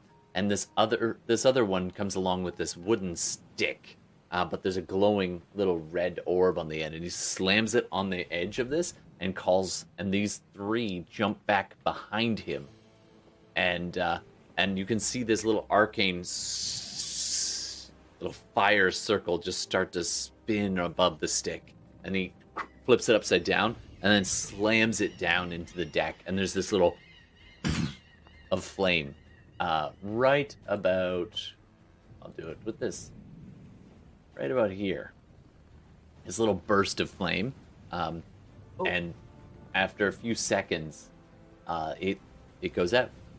Meanwhile, back over here, Hilda, you feel these strong, long, knobbly clawed fingers just reaching in and are like grabbing at you and pulling, not painfully, but really uncomfortable. You can feel it being like and pulling it at your clothes and your armor, and you're just like, what the? And like the little gobbo's getting fresh or something. It's hard to tell. Like he's just grabbing and pulling and tugging, and after a few seconds, you come to the surface, and it's suddenly much, much easier to swim. And you just look around, and you're like, what? And the goblin is busy just pulling your armored plates off of you, like cutting or undoing a strap, and just pulling the armor off of you. And he's like, I'm gonna take that as don't dive into water, you idiot, with armor on. all right, Tillman, it's your turn. Alright. So, right close to them, so I will cast Bless. Okay. Yeah, so you have to get to the edge, but you can easily see everybody, even Gex up top, so you can bless all three of the others. So I'll do that. Nice. Anything else? Then, yep, I'm gonna jump in the water, cannonball style. Like only a Tortle. turtle can. All right. And I'm gonna dive underneath, so I will not resurface. Oh. Let's, just for the fun of it, do an acrobatics check for me. See how gracefully you can just... Oh no, he's a land turtle. Right to the bottom. Oh, not Oh. too bad. Could you imagine taking like a Galapagos tortoise and dropping it in the water and be like, I'm saving you? I just had that picture that Tihmily put on Discord. I'm like, that's a big ass turtle. Yeah, That big is stone the turtle. best one. All right, so you got a 10. So that's pretty good, actually. You make some waves when you hit, but it's like, cannonball. And you hit the water. You almost hit Rook, actually. You're just behind Rook when you land in the water. Do I have any more movement speed left? Or Let's say another 12. Well, 12 feet. Yeah, I'm going to be that guy. Let's say another 15 feet. Falling was free. This There you go. is increasingly Nice. becoming like a giant So pool underneath, party. all you see is the shell. All right. Nice. Nice. And that's your turn. Top of the order. Hilda. Right. You're now sitting at Fresh about a meat. half plate. Maybe less.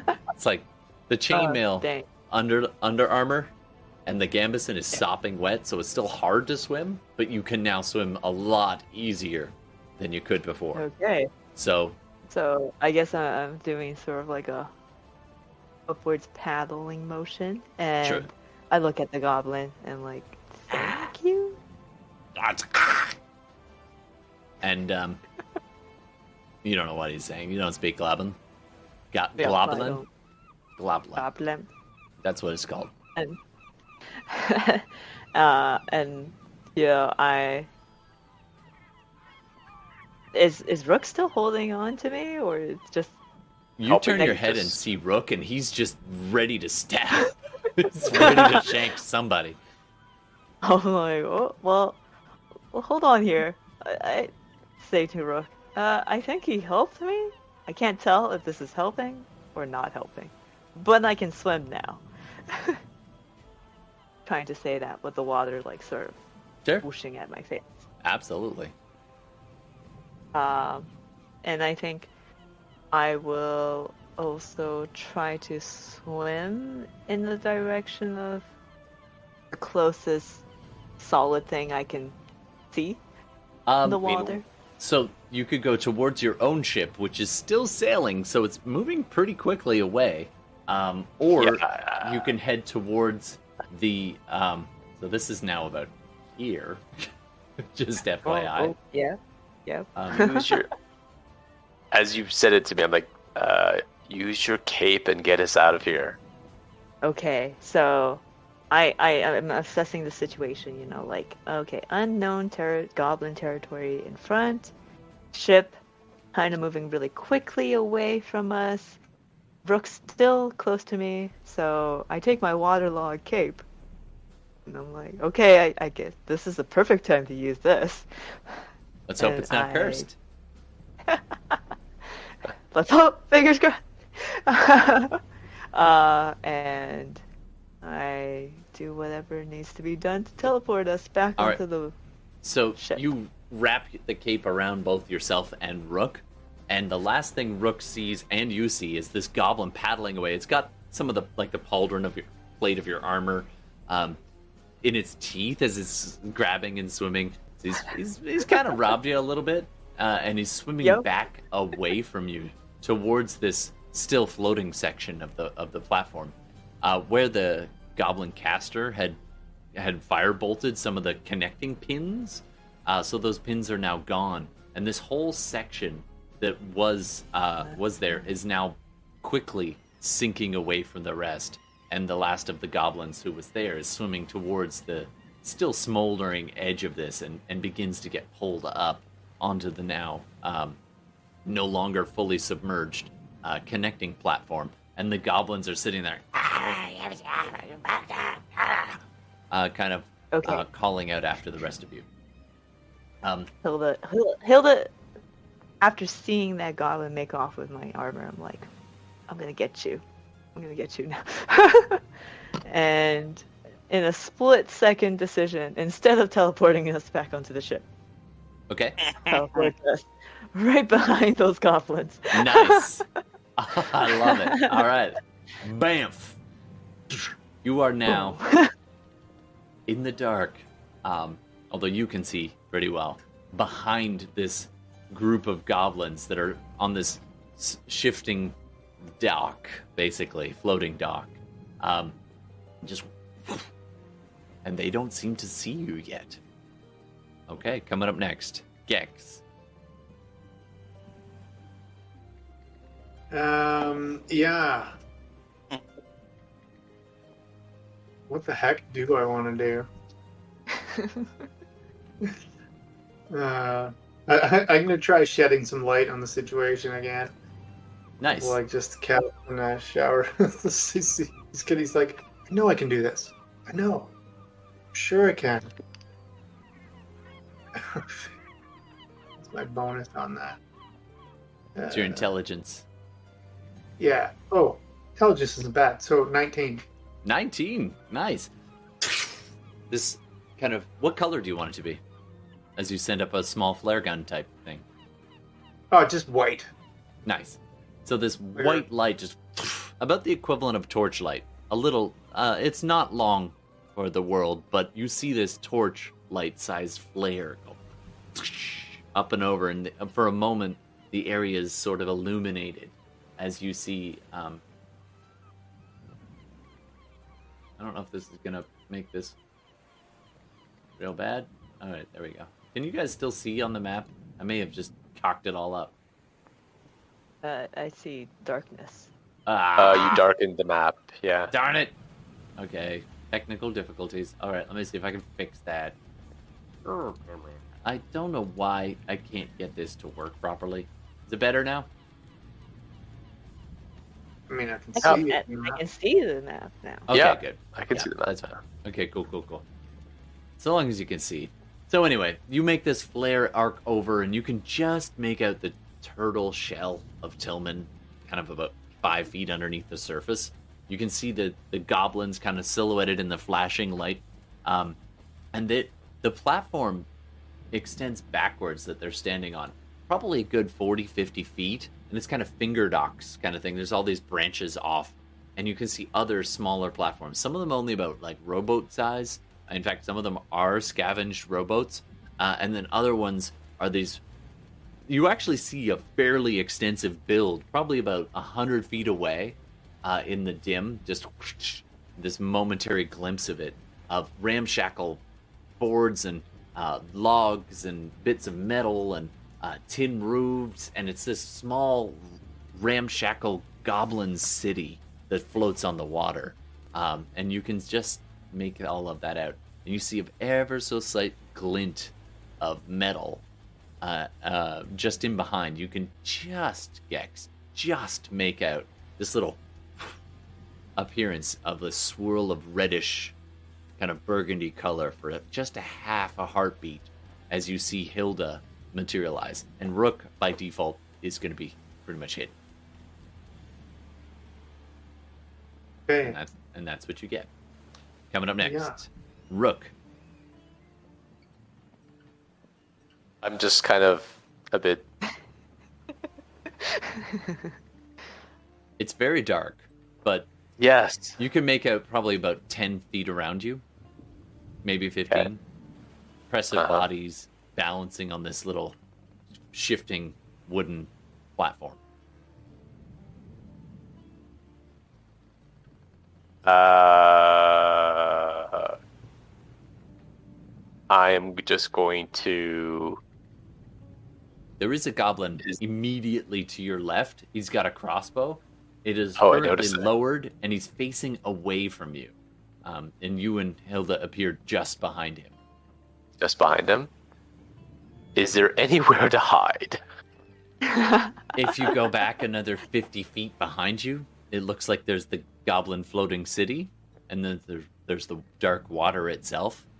Other than that, not really. Not really. Okay. Well, I guess I'm not hiding then. So, yeah, I'm gonna like shove the goblin that's not seeing me into the water. Just be Nice. Go ahead. Do an athletics contest. like, oh, Ooh. oh, For those listening at home, I rolled a 19 for the gob. That is one cut gobbo. He's just like he is just stacked. He's got legs the size of. He eats protein shakes for breakfast, lunch, and dinner. I eat protein shakes for breakfast. You eat protein shakes for breakfast? Yeah, this gobbo is super solid. But Rook also rolled, fullback for sure. He also rolled a 19, so it's a tie. So it's just like, and so like you expected this easy push, and he just grounds himself, and just you see his head turn towards you, like. That's almost. And the other goblins turn around and see you all, and they're all like, Hey, surprise! right. Okay. all right. Surprise. Coming up next, it's their turn. The ones with the crossbows, not surprisingly, turn and aim them at you, and the fullback one, who was holding a crossbow, he lowers the crossbow, cracks his knuckles, and gets ready. But like he wants you to grab his arms so that they can do a shoving match. And the other goblins behind him all kind of, and you hear the other ones behind you. You can feel the footsteps on the deck as it's starting to shake, as more and more goblins come piling down, and then some of them come up, and very quickly the fullback's like, "Do baba, Man, I wish do I could. baba." If only Lek was here. And a bunch of them start laughing and like skittering sounds, and now you do hear some crossbow and some blades being drawn as well. Okay. Does my Paladin aspect allow me to do any... Well, I don't have armor anymore. Not really. Well, you're basically in chainmail. Your armor plates, the kind of larger plates, got pulled off in a hurry, so it's like a half-done job. You could salvage some of it, but you would not be considered breastplate at the moment. Okay. Just I'm gonna- whispering to Hilda, like, "What are you doing? We should be getting out of here." He has my armor! So this says. Okay, and at that moment, let's cut over to Tillman. What are you doing, Tillman? Tillman swims up to the edge of that barge Sure. here. Yep, and then Rambo style will start to emerge from the water with his halberd and just smash. All right. So you're just ready, and you can see the goblin that's right next to you is like busy passing up pieces of metal, shiny silver metal, up to the other goblin that's right behind him. But that goblin just turned around, and you see the wizard goblin turn and look, and he actually sees you in the water. Actually, do a stealth check for me. Yeah, because that's what I excel at. It's, You're a stealthy turtle. Oh no! Oh no! Not stealthy at all. the bubbles start popping up. Bubbles. So, for those listening along, that was a roll of a 1, -1, for a full 0. Wow. So you come up, Oh no. and all of a sudden all these bubbles come. You haven't been in the water in a while, and all these bubbles, like a bathing suit that got half filled with air, like a men's shorts. Guys, you know what I'm talking about. when it fills up with air, and then all of a sudden the bubbles start coming up, and you're like, no, that's not me. That was the. So it just. And the wizard turns and looks at you. Your initiative was a 1, right? Yes. Okay. I'm going to say wisdom saving throw, sir.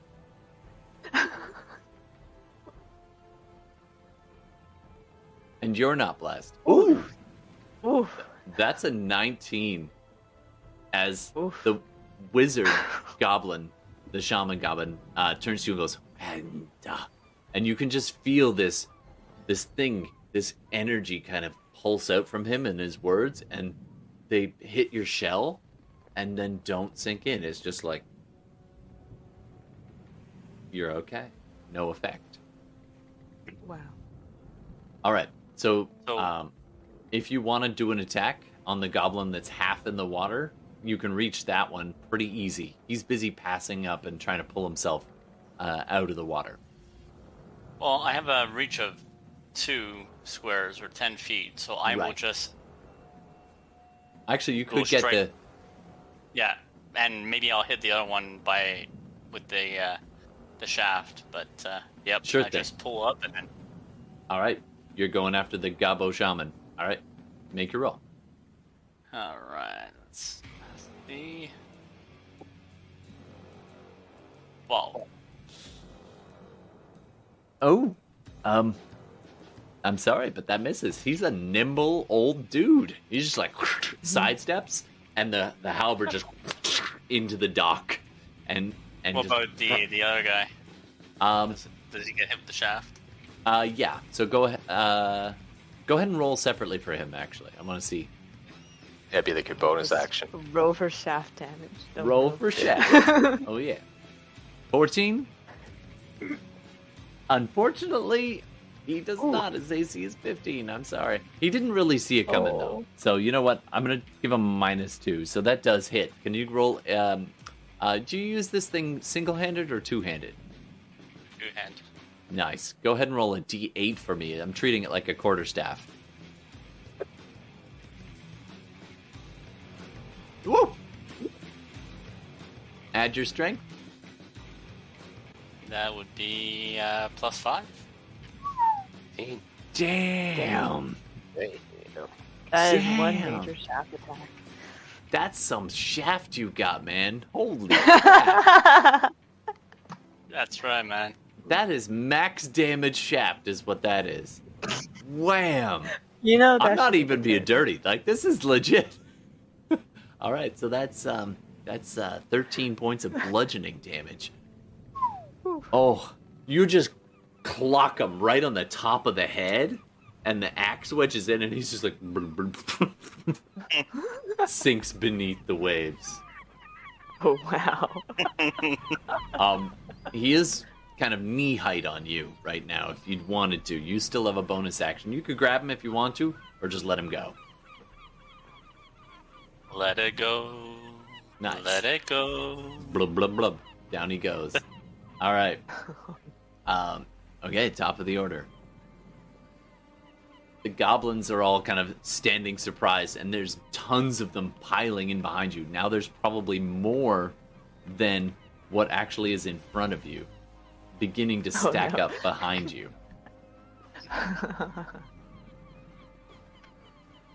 On this big, long finger dock type thing. So, yeah.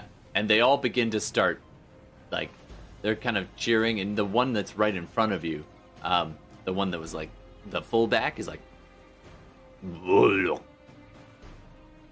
he's kind of looking at Rook and hits his chest again and kind of fronts around, so arms up, kind of egging on the others. What do you want to do, Hilda and Rook? Let's do this together, even though Gex, you do go between them. That's okay. I'm feeling like challenging this fullback. Nice. All right. In the same way. So you but shove just like... Rook to the side. Yeah. Just like, okay. We got this. I gotta get my armor back. I gotta get it back. I can see the pile behind them. So I'm just like, I'm thumping my chest too. Nice. And my short stature of what, 4 feet. And you're looking eye to eye with this goblin, and he's a big dude for a goblin. Okay.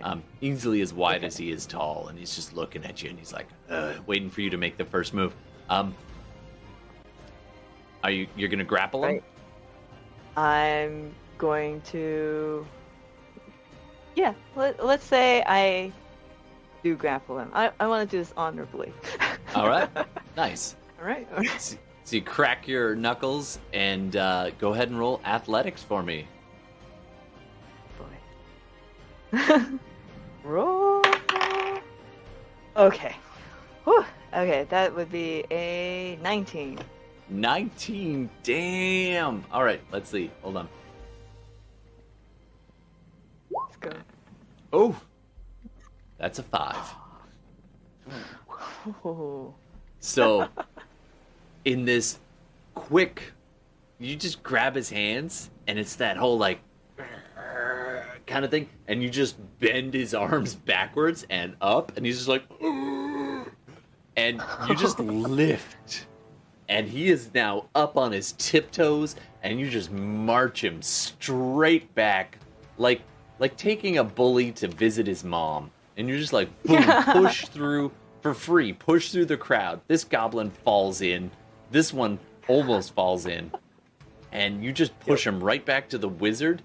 And you're looking around for the goblin that stole your plate. And you're like, where is he? You don't see him anymore. And the fullback's like, oh go, oh go, oh go, oh go. And you can hear... Do you want to do some damage to him with this, or are you just trying to hold him? I'm gonna yell, "Where's my armor?" In common. I'm not sure if they understand, but it's gonna be a language. Nice.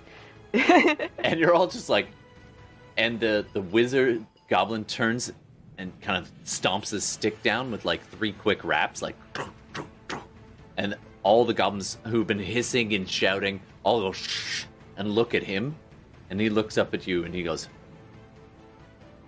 "Your armor is our price, but you win back.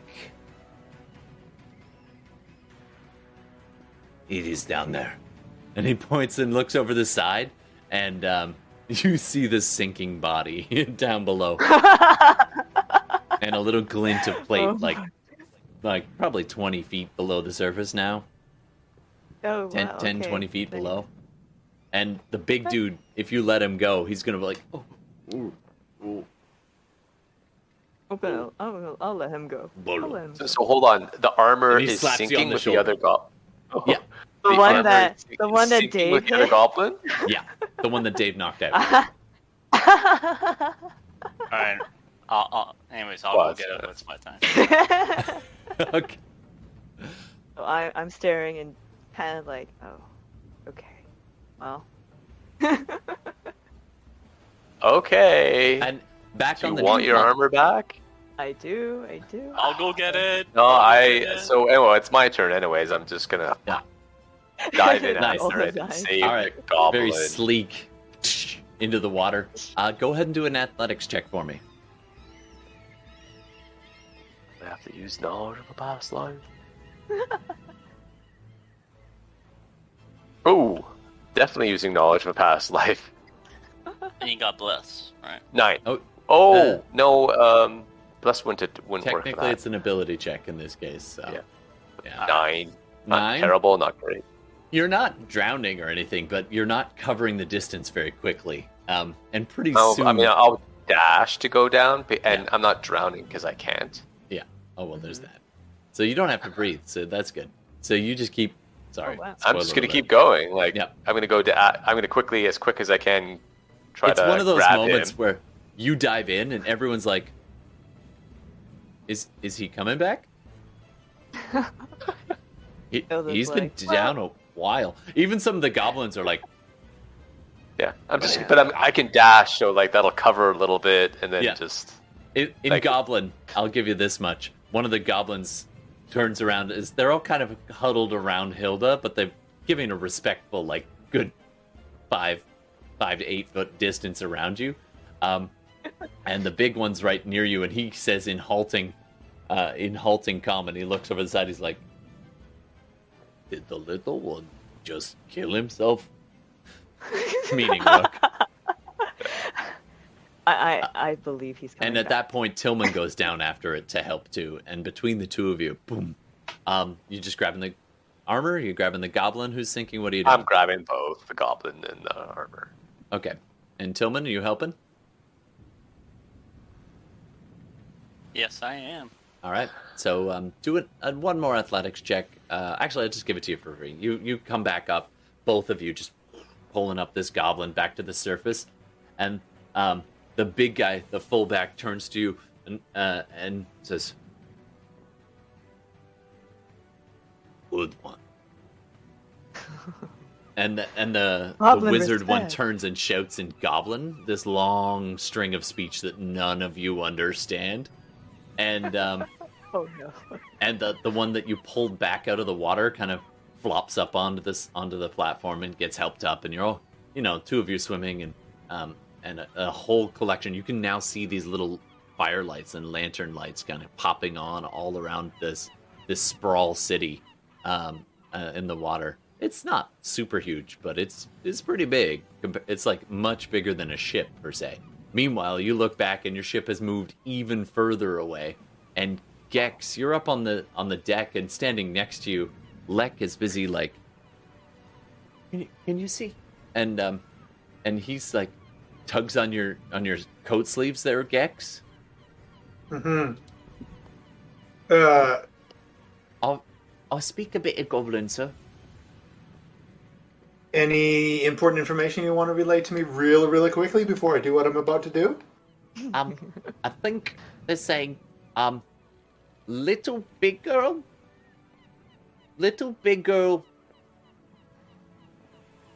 bests Bullo? I don't know. Little big girl beats Bullo. Little big girl beats Bullo. Has seat at table? I'm sorry. I'm really rusty. Didn't have to sit on that one. Gonna make my way over to the cannon, the portside cannon. Okay. While I cast Detect Magic. Okay. Okay. Better roll a... how well do I do that? It's my intelligence, right? Detect magic just works. It depends on what you're trying to do with it. Well, yeah. Can I detect who is magical? Oh, That's my okay. real question. You detect recent spells. I mean, you've already gathered that you can see the one wizard there is definitely the shaman is definitely magical. Yeah. But other than that, there is a slight magical glow from your pocket and other things that you're carrying. And that's about it for now. You can see faint flickers of just on the edge of vision of where Rook and your friends are. Some of their magical items might be flickering slightly in like a greenish blue magical tint to them in the distance here, but it's on the edge of what you can see. So you can kind of make out where your friends are, though. I have discerned what I had hoped to. So I will instruct the dudes manning the cannon to aim it directly at the red-coated guy. Oh, which one's the Right? red-coated? Was he wearing a red coat? The orc. The goblin. It was all magical. Wasn't he wearing The something magical red? one? Yeah. Yeah. Point it at that guy and get ready to fire. Okay. And the old dude Bracken's like, "Oh, I just give the word." And he's got the like cinder, like the little torch is ready to light the fuse. So can I see my strange acquaintances there? Yep. You can make them out mostly from the help of the magic. Actually, you can just make out the flicker of their magical items. So in my in all my 62 years of wisdom, if I blast him, will I hit them? Yes. Yes. Because we're right next to him. The next question is in your 62 years of wisdom. Do you care? Maximum chaos. So I'm gonna command. Oh, how am I gonna do this? You can hold Boy. action if you want to. The ship is still moving away as well. Yeah, no, I'm gonna. Okay, I'm gonna ask. What's his name? What's your name, old man? Bracken. Bracken. Can you assure me in the current conditions that you can put that cannonball beyond our friends, just behind that red-coated dude? Let me just hold 1 sec. So just behind him, where we are. I'm feeling slightly like Edward Longshanks at the moment. I warn you. Right. Better odds than not. Yeah.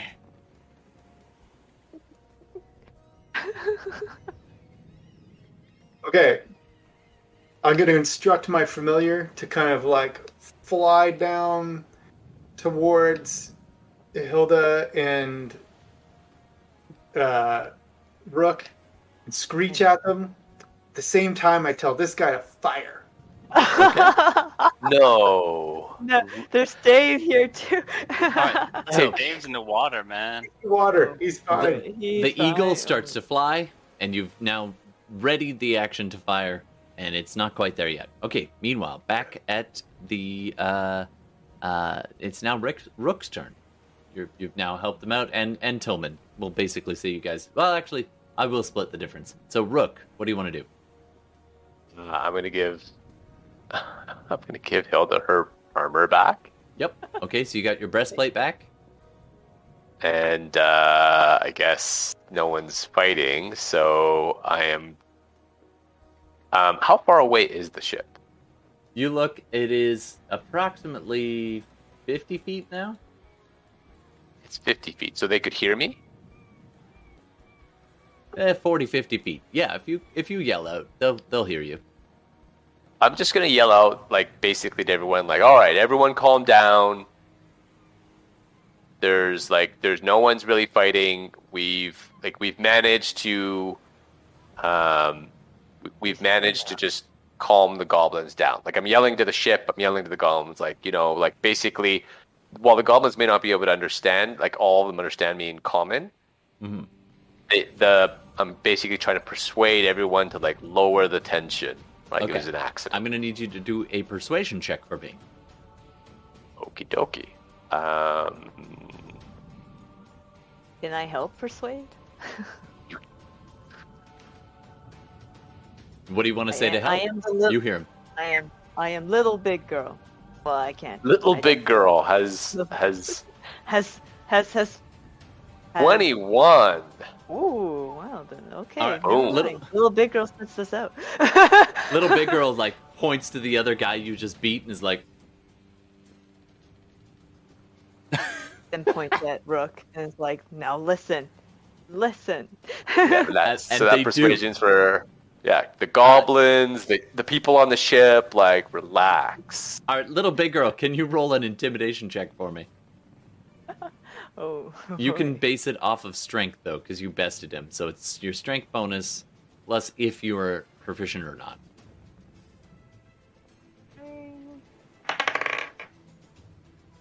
Okay, that is a 12 plus 4, 16. Not bad. Not bad at all. All right. So 21 and 16. So the crew all on board the ship can hear that. Lek calls down through the hatch towards Gex. He's like, Rook? I think his name is Rook. He's saying something. And Gex, what do you want to do? I'll Bracken's see like, if I can, like... Are you trying to... Bracken is just like a second away. hold. I'll sign to him. What's going on? I don't think if you he, can see, if he's, I don't know if I can see you can't him see him in the signing dark. Sorry. in the dark, and neither can you. Neither of us have dark vision. Yeah. But you heard me. Like, everything's cool. So everyone calm down. Just hold off on that fuse for a moment. Oh, I'll just yell back to. I'll just yell out to the ship too, like just try to match course and speed with the flotilla. Okay, the captain hears you, and then he's like, "Oh, lower the sails." It's not moving. It's floating. It doesn't move. Yeah. So they slow the ship, and it takes a while before it starts to slow down. But eventually, they come to a spot, probably a good 100 feet away, and they stop and keep a very close guard on things. Meanwhile, on the floating flotilla, after a little while, in halting common, the goblins are like, the wizard type goblin comes walking up, and he seems to speak the best common, and he kind of motions towards all of you and says, "You hit our city. Payment. Replace." Okay. Make it right. Oh, okay. I have an idea. I'm gonna call out to the people on the ship, like Gex and those, like, you know, they want to be, they want reparations for the damage, and I know what to do. Let's give them the raft that we came upon, and then everything will be square. And I point the goblin to the raft that's, I think, attached to the ship now. Tied on the side, yeah. Tied on the side, like, okay, we'll make it right. You get that. It's good, and then we're good. Good. Strong. Like a little big girl. Reparations. Yeah.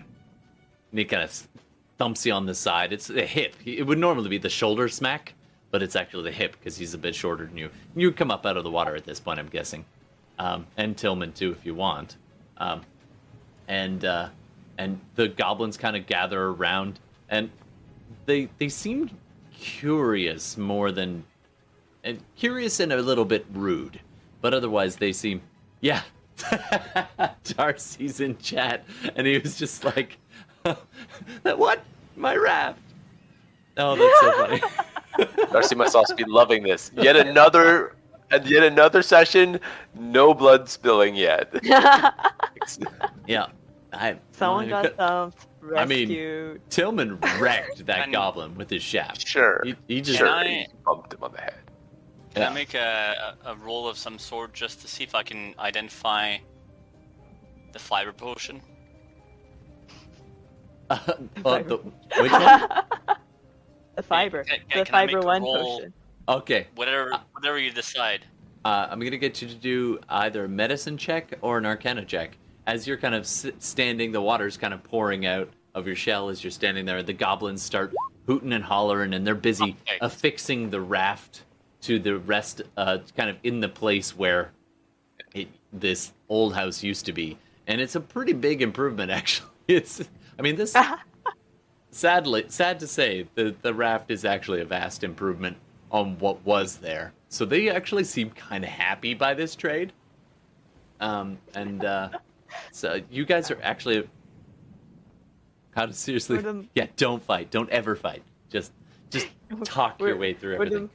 So I'm gonna say we good now, but next time we did not hit you on purpose. There's no lights. You need lights. Gesture. Lights. And they say something kind of quickly in Goblin, but there's a couple of words that kind of stand out. I want you to do an intelligence check, Rook, and you can add your, your fancy D6 bonus. Okay.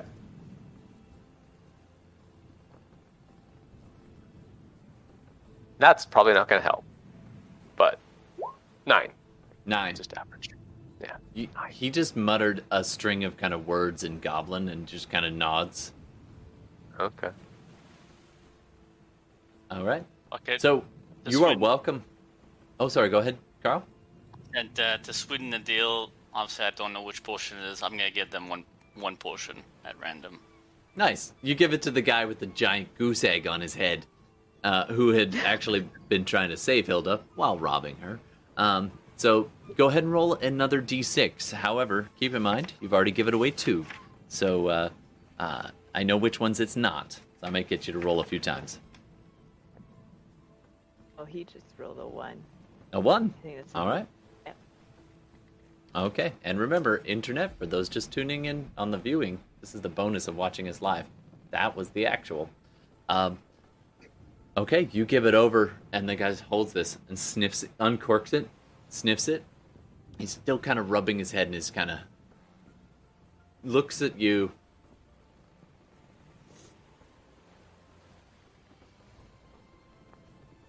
Hey man, I just want to make amends. All right, I'm sorry.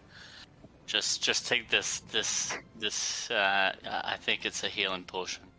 He chugs the rest of it back. Doesn't seem to have any effect.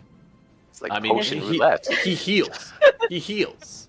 And you can see the swelling immediately starts to subside, and he no longer seems dizzy or anything. So you successfully made the goblin pretty happy.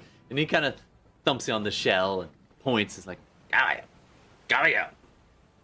And he wants to take you further into the city. Do you want to go with him? Wow. Yep. Sure. All right. So a couple things begin to happen in fairly quick succession. Number 1, through your bartering, you are now welcome to dock at and trade with the floating flotilla of one of this goblin sprawls. And if any of them gives you... Word travels fairly quick. Little Big Girl seems to be like a password. Anytime you mention little... Whenever you're introduced, they always make sure to point her out, and they laugh. And every time it happens, Bolo, the fullback goblin, looks a little more deflated, but in a kind of like begrudging kind of way. Not too bitter about it. They're actually probably more impressed that you did it than that Rook did it.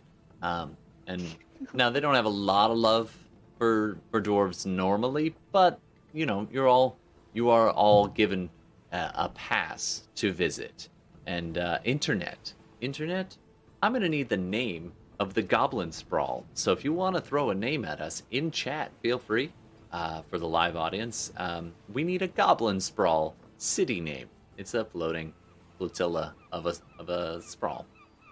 Okay, and with that, I think we're going to take a little break, and you get a little pause at the goblin sprawl. This was 38, by the way. Wow. All right. Shore leave for everyone. Exactly. So did I actually give him a potion of healing? That was Yes, it? you did. And he thanked you for it. And actually, he takes you to his house and like shows you his family and his wife and his like 5 little goblin kids are super happy. And he like, you can't make out exactly what he's saying, but you get the idea. He's introducing you around, and he keeps pointing at the halberd and being like, You know, knocking on the head is just how goblins say hi. exactly. All right, well, we'll be back to knock some more heads when we come back. And we're just going to take a quick little, maybe, what do you want, 5 or 10? 5? Yeah. All right, so we're just going to take a quick little 5-minute break, and we'll be right back. Thanks, everybody. All right, I think we're going to come on back. Hey, everybody, welcome back, welcome back. We had some great names suggested for the names of the city. Was Chompton, also known as Wicker Whale. Oh. I like both of those. Wicker Whale. Mm-hmm. All right, and back. Wicker Whale. That's very descriptive to what it looks like, too. Like a bunch of Yeah. I think in Goblin it's probably one, and then in Common it's the other. Jumpton.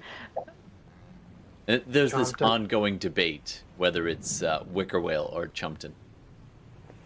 And the more educated goblins, they want the Wicker Whale, and the rough and tumble gobbos, they want Chumpton.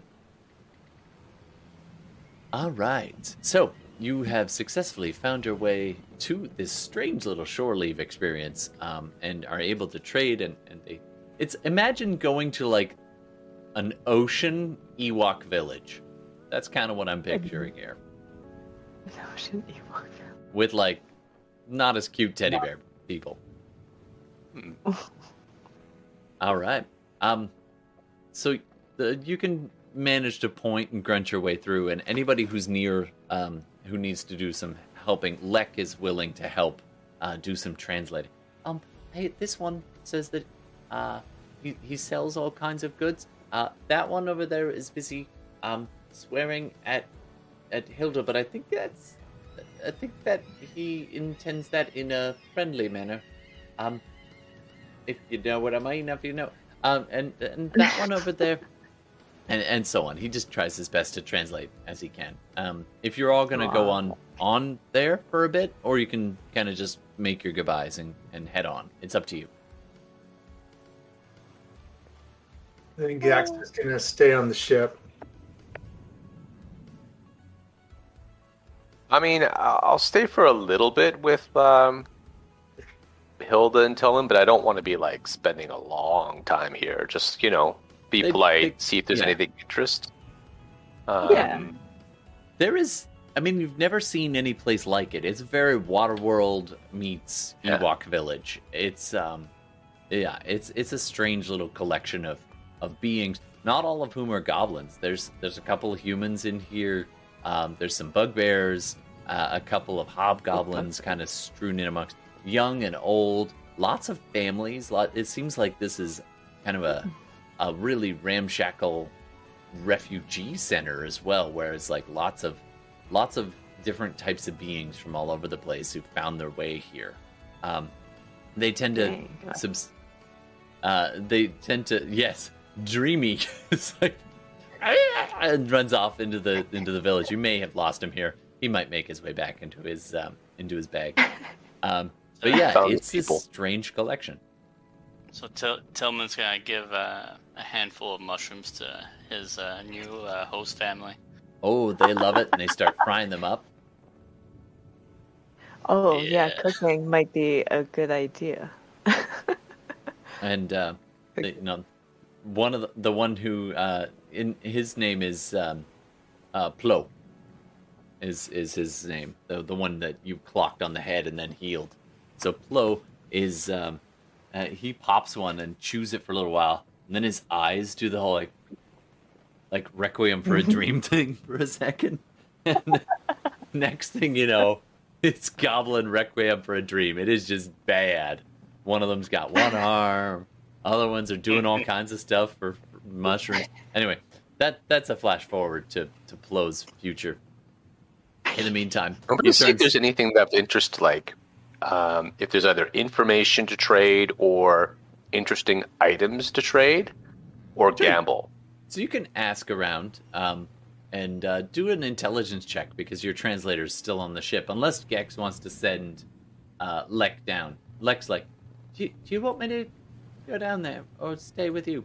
You sort of like docked with them, essentially. Yeah. Oh, in that case, I will. I'll take him and go over there. Okay. I don't want to check this place out too. Yeah. All right. So you guys spend a little while exploring, and yeah. I'll also tell the guy to put the fuse down and not launch the cannonball. He finally puts the fuse down. Could you imagine? The ball goes off. Time to go. Hold on. I can just see him getting tired. Steve, do me a favor. Roll a d20.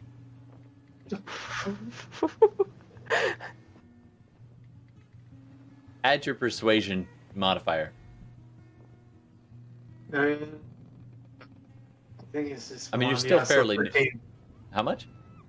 13. 13. Oh no.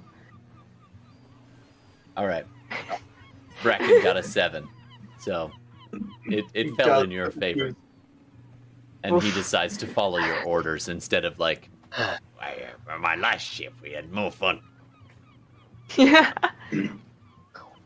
All right. All right. So you guys spend basically as long as you want at this goblin village, but kind of grunting and pointing is the limit of things. So you can get some basic trade if you want to.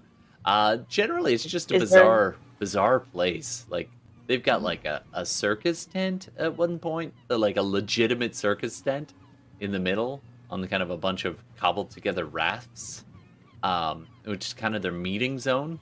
And the wizard one seems to have a lot of clout here. And the wizard's name is Kelpo.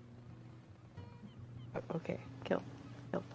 Yeah, put my I'll help. pencil- I'll help mend anything that they. Oh, might have you are broken. very popular all of a sudden, sir. Like, you can come back anytime. I lost my pencil, so just I'm making all these names up, and I will forget them. So that's just going to happen. As he mends one thing, he just fist pumps. Okay, next. And you have an They just enthusiastic start and taking like incredibly high broken flow things. next to you. Broken And things a couple are just like going. Oh yeah, Tillman is crowded. Like Flo and Kepo. They Flo is kind of running middleman for you there, Tillman, and high as. And he's laughing, and whenever you mend something at one point, he takes this kind of ore that you mended, and he's like, and he breaks it over his knee, and then passes it back to you to mend again. Oh, boy. Lovely. All right, so you guys spend a decent amount of time. Whoa. Now there is one moment though that kind of stands out, and you're all kind of together in this meeting tent with them, and there's goblin wine and like a couple barrels of ale that probably fell off the back of a ship, and it's generally a good time is having. They've got these large metal kind of roof structures that they've kind of done up as kind of ground platforms for fire pits. So this is one of the few places where they have that. But you'll notice inside this tent, and you see the smoke going up, but they're very, very careful. Can I get you to do a perception check for me? Anybody who wants to. Let's go with 2 of you. You can decide. Sure, I'll do it. I'll do the other. Okay. Okay. Oh. All right. Well, anybody who wants to is fine. Tell me what you got. Ooh, 21. perceives nothing. 21. 21. Okay. Wow. Tillman and Rook definitely eyeballing the place, really just taking it all in. And Gex not too far behind with the 18. Hilda, how'd you do? One. Not one. Nat 1. Just close your eyes and take a nap. The fullback I'm is just I'm like stuck. puts you in a half headlock and like just keeps feeding you horns of some kind of thick syrupy grog that I don't know if you want to drink it or not, or he's pretty insistent, but he keeps Okay, gonna. I think this is a constitution. This will be a test. Constitution saving throw. Yeah, you're still. Let's say you're Okay. still blessed. This is like the final few minutes of Okay. bless. Okay. Or is it 10 minutes or 1 minute? I forget. Anyway, it doesn't matter. You have a bless for a moment. Mhm. All right.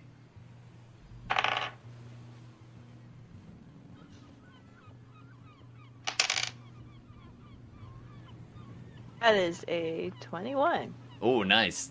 No tummy rumbles for you. You're just like, it's really, really briny. Like, really briny. It's like Okay. pretty much mixed with salt water, but there's this earthy undertone to it, like almost nutty. Like they took a really nice ale and mixed it with briny water, but then fermented it further. And it's got some kick to it. It's got some serious kick to Okay. it. All right. It Well, occasionally you like, pull maybe something I'll out of your follow teeth. You're like, ugh. But other than that, yeah, no ill effect. Nice. All right. Oh, and as a dwarf, you would probably have advantage on that saving throw, just so you know. But you already passed, so you're fine. Yeah. But as a paladin, I also have divine health. Yeah. Everybody else, let me know if you decide to drink the brine grog. No, Rook. No. Yeah. Even though I have probably have advantage on my saving throw, I'm not going to risk it. What about It's you, Tracy Tillman? guy. Sorry, like that for a sec. What? Their local beverage. Are you gonna drink it, or just gonna? Yeah, fuck yeah. It's nutty, salty. He said to see the world. All right, go ahead and roll In a the Constitution saving throw there, Tillman. 19. 19. Again, no ill effect. It's got some kick to it, and it's definitely salty as anything. All right. You're just like parched. The more you drink, the more thirsty you get to drink more, which I think is kind of the point. And they're starting into a decent sized party now. But at one point, and the people who rolled those really high perception, so over 15, let's say. So that's the three of you.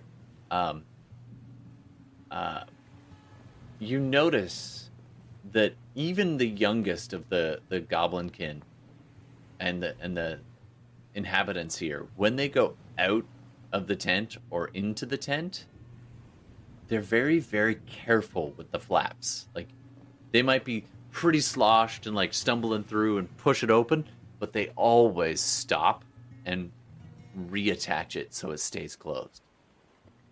And then they go stumbling off into the dark.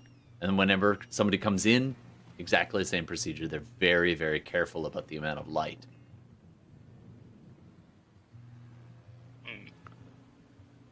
I was wondering that if they all seem like refugees, like, would we ask them, like, how about did you all just come here? Maybe in a drunken stupor. Who are you going to ask that? The big guy that you fought? It seems to be the coziest with you. Kelpo? Okay, he's the Kelpo's kind of the magic leader guy. So you kind of he's also the one who speaks the best common. Yeah. We come from all over. Our kind is not welcome very many places, so we find our way here. Well, you also got some humans here too, so. Well, not all humans are welcome in all places either. We'll take all trustable kinds. That's very generous of y'all. It's not entirely. We eat those that we don't like. Oh! Well, gotta feed the crew somehow. Would you like some soup? On second hand, I'll just stick to the grog. He kind of nods, like the kind of non-answer that's like, guess what's in that? But besides that, I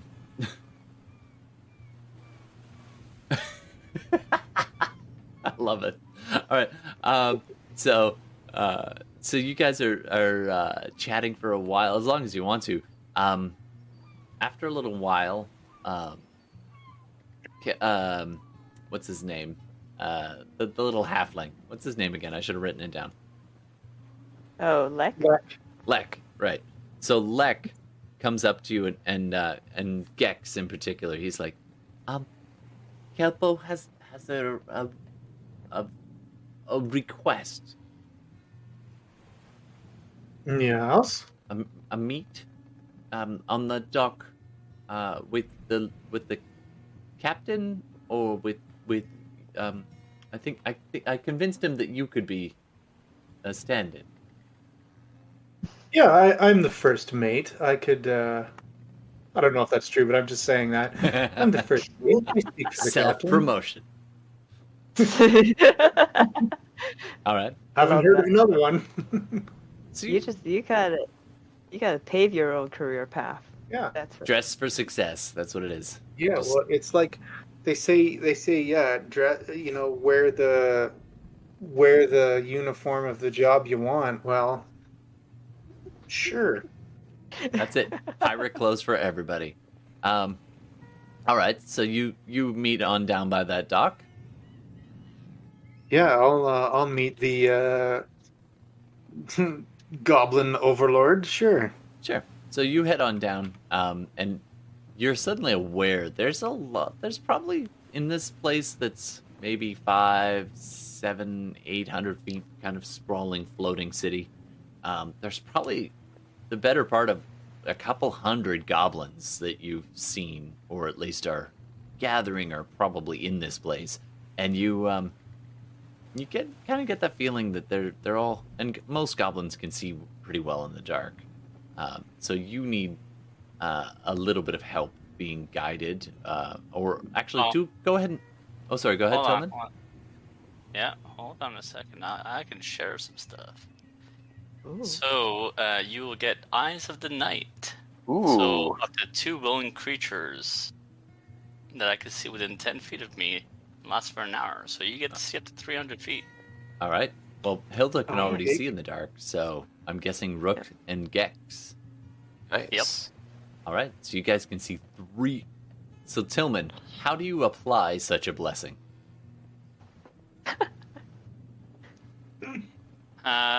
Well, what I do is I take one of the mushrooms and I mix it with a neutralizing elixir that also dries it out, dry into a powder, and then I just essentially blow the powder on Gex and Rook.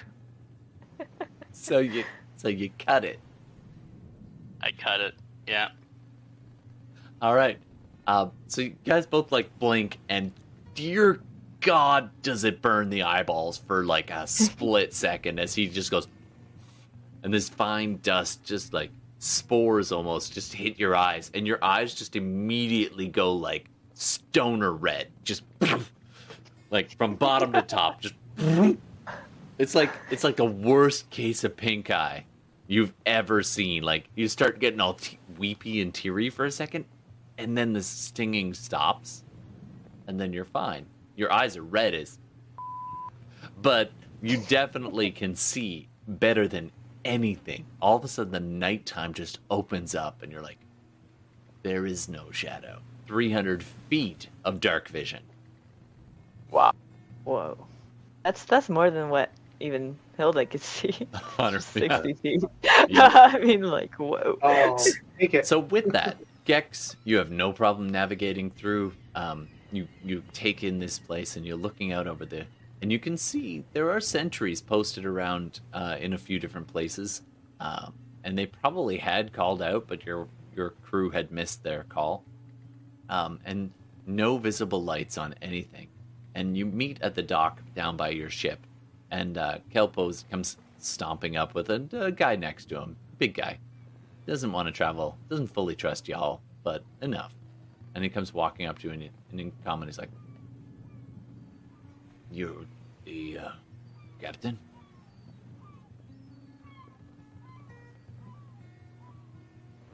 I speak for the captain. That is true. I speak Okay. for the trees. Okay.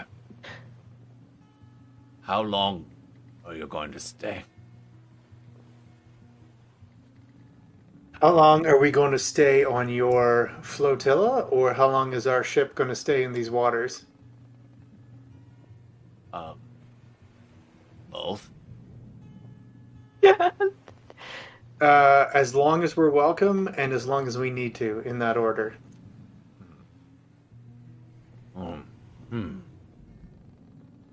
You've given us a good trade. And he kicks down at the raft that you're both currently standing on. You can come. We've taken down the name of your ship. But Canoe, please. Please. Put out your lights. The lights, they bother you, do they? No, not us. They bother the ones below. The ones below. Tell me about them. There's never one, but creatures that they live below, and sometimes they hunt. Others come, and when they see light, they demand gifts. They demand tribute. But if they don't get it, they will kill us all. We've given many things over the times. But the most common one are these big fucking tentacle things.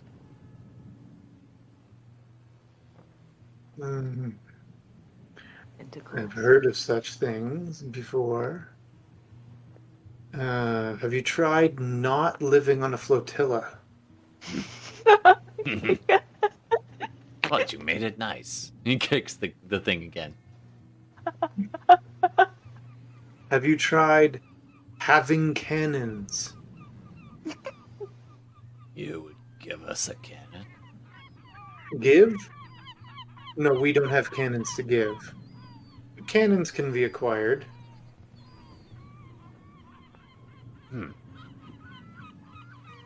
would be good. We can protect ourselves. Yeah. Yeah. We could trade for such things. You bring We us. could. Now, I can't trade our cannons to you, but might be able to give you some information on where you could acquire some. Okay. Okay. This is good. And that's kind of the first time you've really seen him smile. And his teeth are terrifying. Ooh. Just horror show. Regular. This nasty old goblin. So let me ask you a question. What is the purpose of your flotilla? Haven. It's a Safe haven, haven. it's a home. How do you The generally... only home we've been able to hold and make and keep. How do you generally survive monetarily, financially? Trade, barter, scavenge, steal. Fish. Do you trade Collect the rain. services? We could.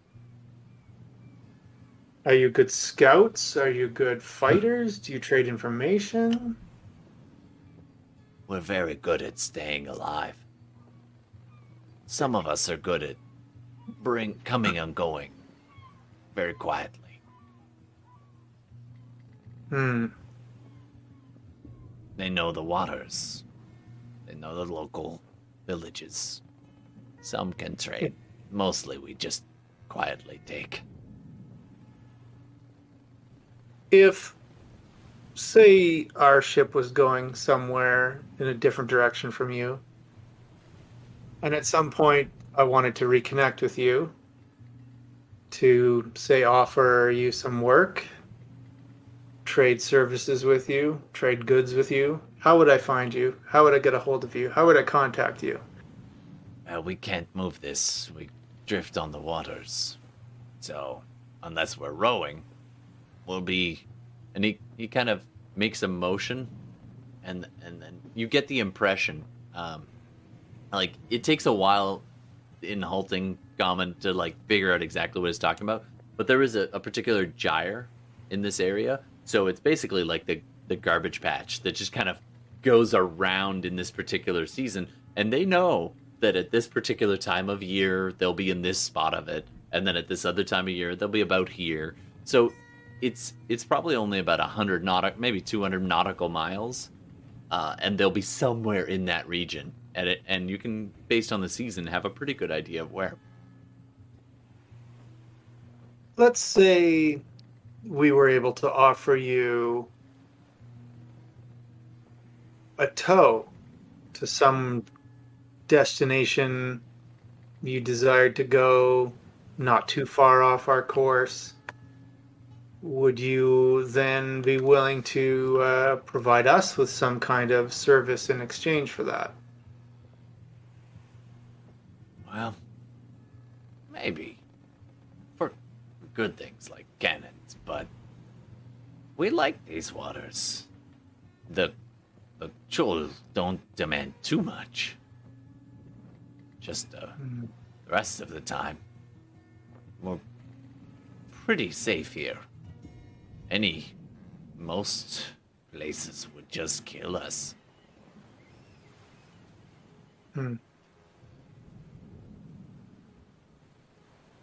Interesting. But can you please, and he looks towards the ship, put out the lights. I'll just turn over, because I'm close enough, right? I'll just turn Yeah. over and shout, hey boys, douse the lanterns. And there's general confusion, and after a while, the captain calls back down, and you have a conversation with him, and they agree they can either they'll douse the external lanterns, but there's the flaps of the ship that can be lowered, so inside can still be lit. Yeah, okay. That'll have to do. All right, go ahead and roll a d20 for me.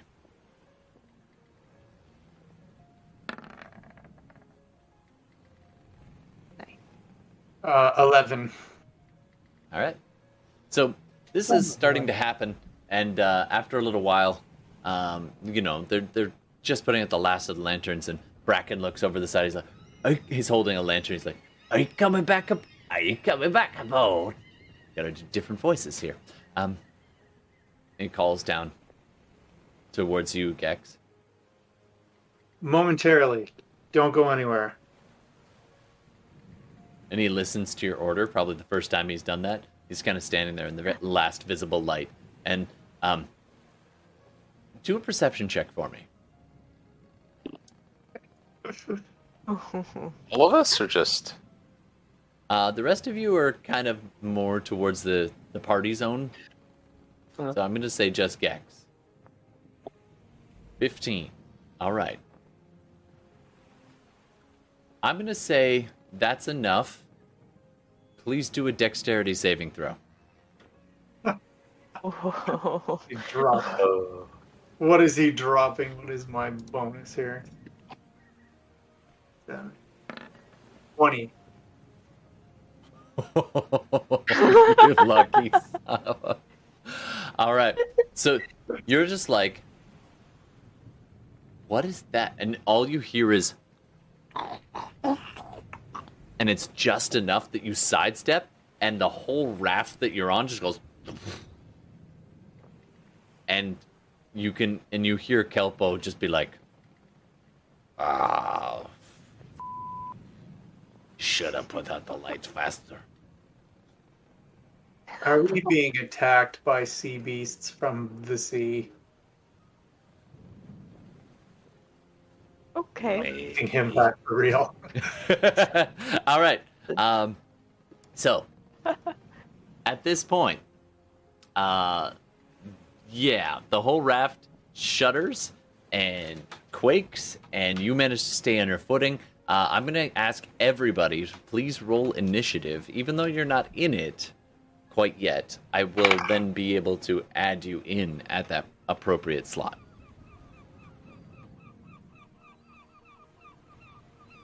Wow. Tillman, totally different from the last time. Wow. Ooh. Well. Wow. All right, Rook with 25. Damn. Tillman with 17. Hilda with 20. You guys should drink Still got more. those. Holy damn. And, no, of course not. You've been complaining about not having a fight, so I'm going to get you a fight. All right. All right. Gex, and then Hilda's 20. Okay. And Sorry, a little bit slow. Nat 20. Nice. That's not that wonderful. Let's see. Okay, so that's easy. I like that. That's nice. Okay, so, Gex, what do you want to do? And you look over and you see this dark, slimy, long snake rope type thing just up. It's actually between you and Kelpo, and it's because you've been calling over to the ship at that point. Where are you? Oh, there you are. Yeah, I'm just gonna put you here. Kelpo is this goblin. He's kind of standing there, and there's this long, dark tentacle, which is I'll just make a nice, nasty green color, stretching out kind of between you and the dock, right here, and another one you can see looping up and kind of grabbing on there. And the whole thing is starting to pitch and twist. What do you want to do? Begin vigorous stabbing. All right. Go ahead and make... you draw your weapon and just... The nearest one or the one between you and the... like, the one at the dock or the one closer to your ship? Let's go the one at the dock. Vigorous shaft stabbing. All right, so you go scrambling over, kind of shove Kelpo off to the side, and just start hacking away. Make your roll, please. I guess I'll do it with ye old sword, because attack 20 plus 5, 25. I'll give you this much. Because he's an ally, if you do an acrobatics check to jump over it and land on the dock on the far side, I will give you advantage on this attack. I will attempt that. Advantage? Okay. On the attack itself, I don't need advantage. I got 20. Well, you do if you want to add sneak attack. Oh, sneak attack? Okay. So what am I doing here? Take the higher of the two? Yep. No. 19. Nice. Okay, so you hit, you can apply damage with sneak attack if you want to, as you like find the vulnerable spot. How do I add my sneak attack? Oh yeah, this way. So that plus so a total of 17. Whew, that's a decent opening round. All right. Wow. A tentacled beast, says Kelpo. Nice. That's a good opening round. This thing is very big, though. Like, it is considered large, quite large, almost gargantuan, actually. Certainly, or the next one, huge. Its tentacles have a big, long reach, and it's probably directly under this raft, if you had to guess. Probably gonna have to guess for now. All right. Coming up next, nobody else yet, because none of them are aware. You're only about a little over 100 feet away at the moment, inside the tent. I'm gonna go with this. Just do a perception check for me.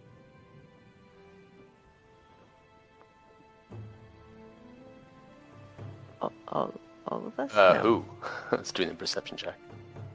Anybody who's not in the mix. So Tillman with a 19. Damn. That's a 4. That's a 4 All right. for Hilda. The grog is doing something. I may not have 11. gotten sick. An 11. All right. Tillman, you're the only one who manages to pick up. You've been enjoying this city, man. It's been like floating, and it's just a great vibe, you know. And then all of a sudden, there's a shudder to the vibe that wasn't there a moment ago. Something's wrong. Something that way. Ah, man, well, I'll move up to find out what's happening. Nice. All right. Right. Are you gonna tell us, or are you gonna just go? Man, I don't know, man. Something's crashing the vibe. Can't you feel it? Hear the rumblings and splashing? Anyways, man, I'm gonna go check it out. See what's happening. You guys do you, but I'm gonna go. Yeah, I'll come.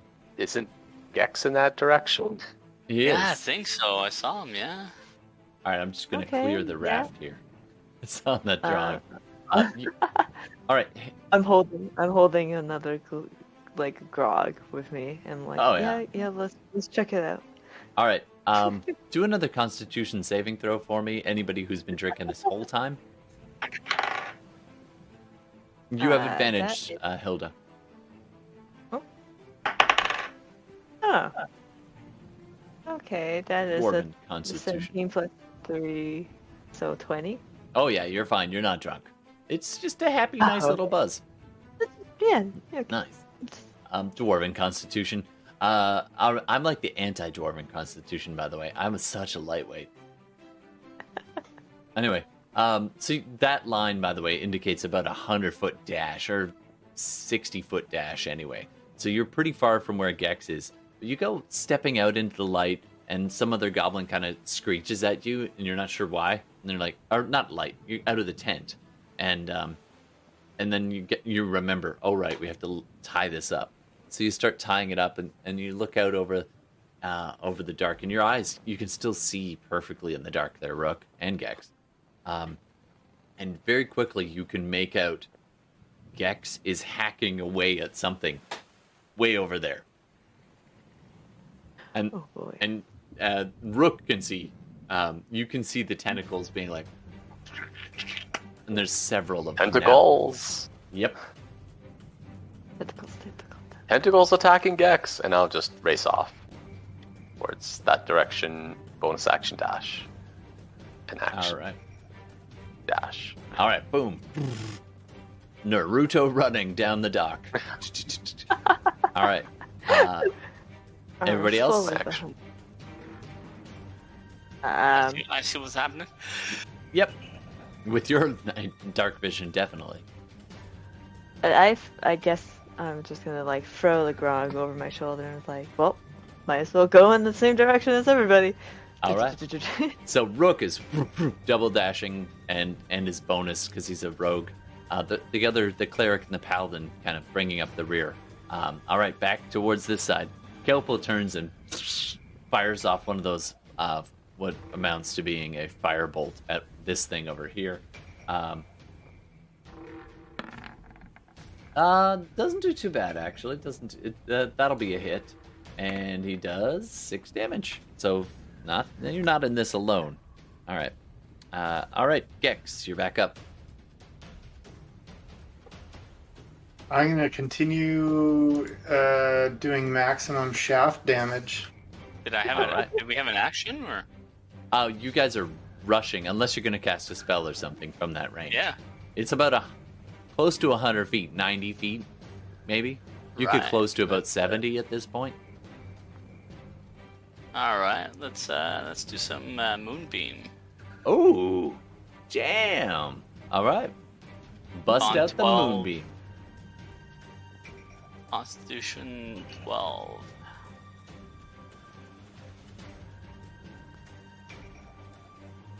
And even though it says the damage, I didn't actually roll it, but That's okay.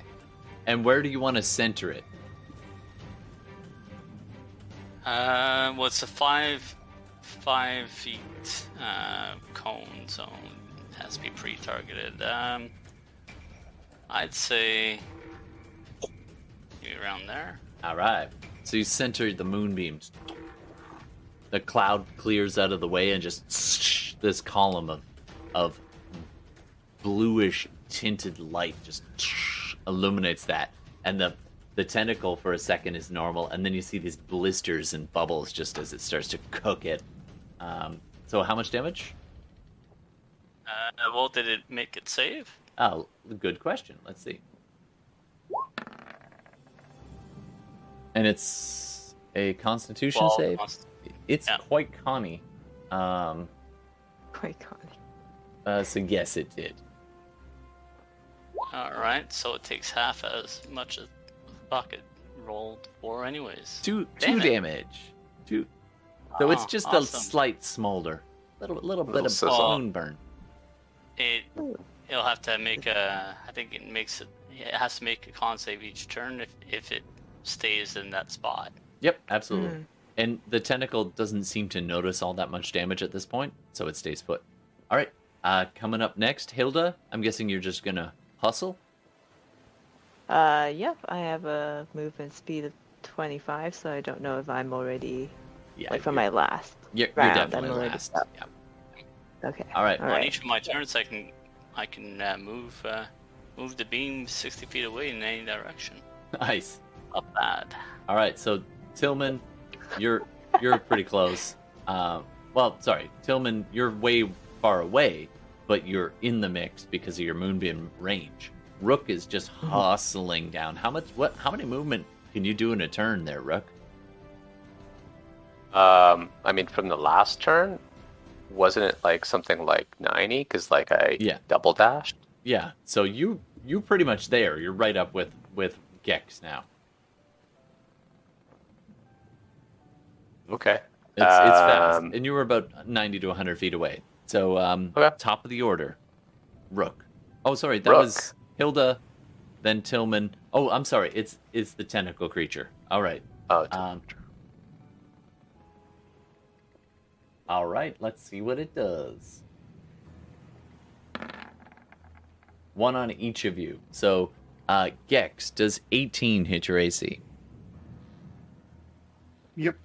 Okay, and the Kelpo gets hit as well as the two tentacles rearrange themselves, and the one that's closest here grabs onto you there, Gex, and another one kind of tilts itself kind of ducks down underneath and then pops up behind and grabs onto Kelpo, and so that's going to be.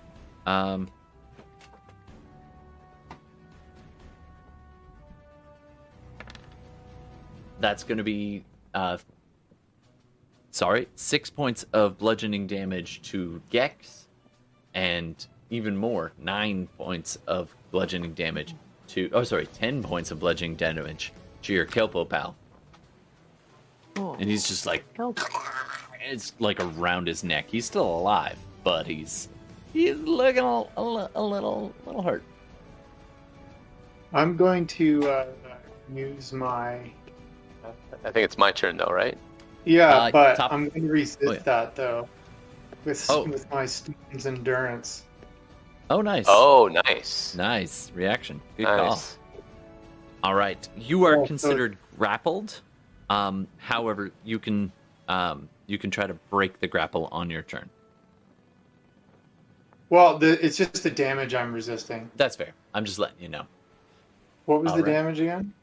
It was 6. Because I get 1d12 plus 2 Nice. once per short rest. So 10, so 12, so Oh, more than enough. you don't even feel it. It just thumps you, and you're like, "What?" It does wrap around your legs, though. All right. Next up, we're well. By the way, we are over time. It is now 12:12, so we can keep going. I'm happy to do a round or two and then pause. I don't think we'll finish this round. We could also just stop right now and leave it on the cliffhanger. It's up to you guys. I would go for a ladder. I'm a little. On Yeah. You were trialing. On the fading. Yeah. Alright. Okay. Yeah. That's fair. We'll take it. All right. Let's just Everyone finish hit this off so I quick don't forget. So, we finished its attack, and this thing rears up out of the water. It's been lashing from all sides of this raft, and now it's repositioning itself. So it comes launching itself kind of up on the side, and lands, and the whole dock kind of tilts, and it's kind of between the ship and the floating city on this edge of the dock, as it kind of launches itself up on the dock, and this monstrous sort of octopi, except it's got this jaw with these teeth that are just like gnarly. So it's not quite an octopus, and these nasty long tentacles, as it's just trying to just consume and just pull anything it can in. And Kelpo is just like, "Ah!" Any parting words? No. Get wrecked, sea beast. You'll Nice. get stabinated by a little big girl when she gets there, eventually. Little bit. She's coming. When she gets there, she's going to wreck it up. All right. And with that, we're going to stop and we'll call that a night. So thanks very much. All right. Before we totally sign off and everything, we do need a title for tonight's game. So I don't know. There's a bunch of options here. So I'll leave that up to you guys or the audience. What should we call tonight's episode? Episode 7. I did write maximum shaft damage. Yeah, I like that. The moment that it came out and was The brought shaft into draft. existence. Wow. The okay, all of these are wonderful. Abominable Scotsman. Put in chat. Rafts, Uh-huh. shafts, and Dave's drafts. There you You go. know what? That's Yeah. nice. I think that's our episode title right there. I love it. Mhm. That's the whole package. That's the whole package. Dave's Way to go, Scotsman. Nice Nice suggestion. work, Scotsman. Absolutely.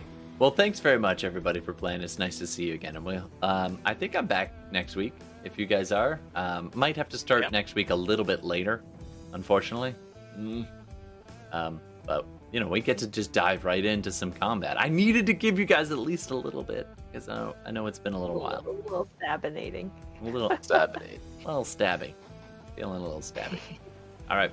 Well, thanks very much, everybody, and don't forget if this is your first time joining us, don't forget to click the button so you get the notifications of when we go live and all that. You know, the thing. But thanks again, and we'll see you in a week. Take care of yourselves, take care of each other, and have a good night. See ya. Night.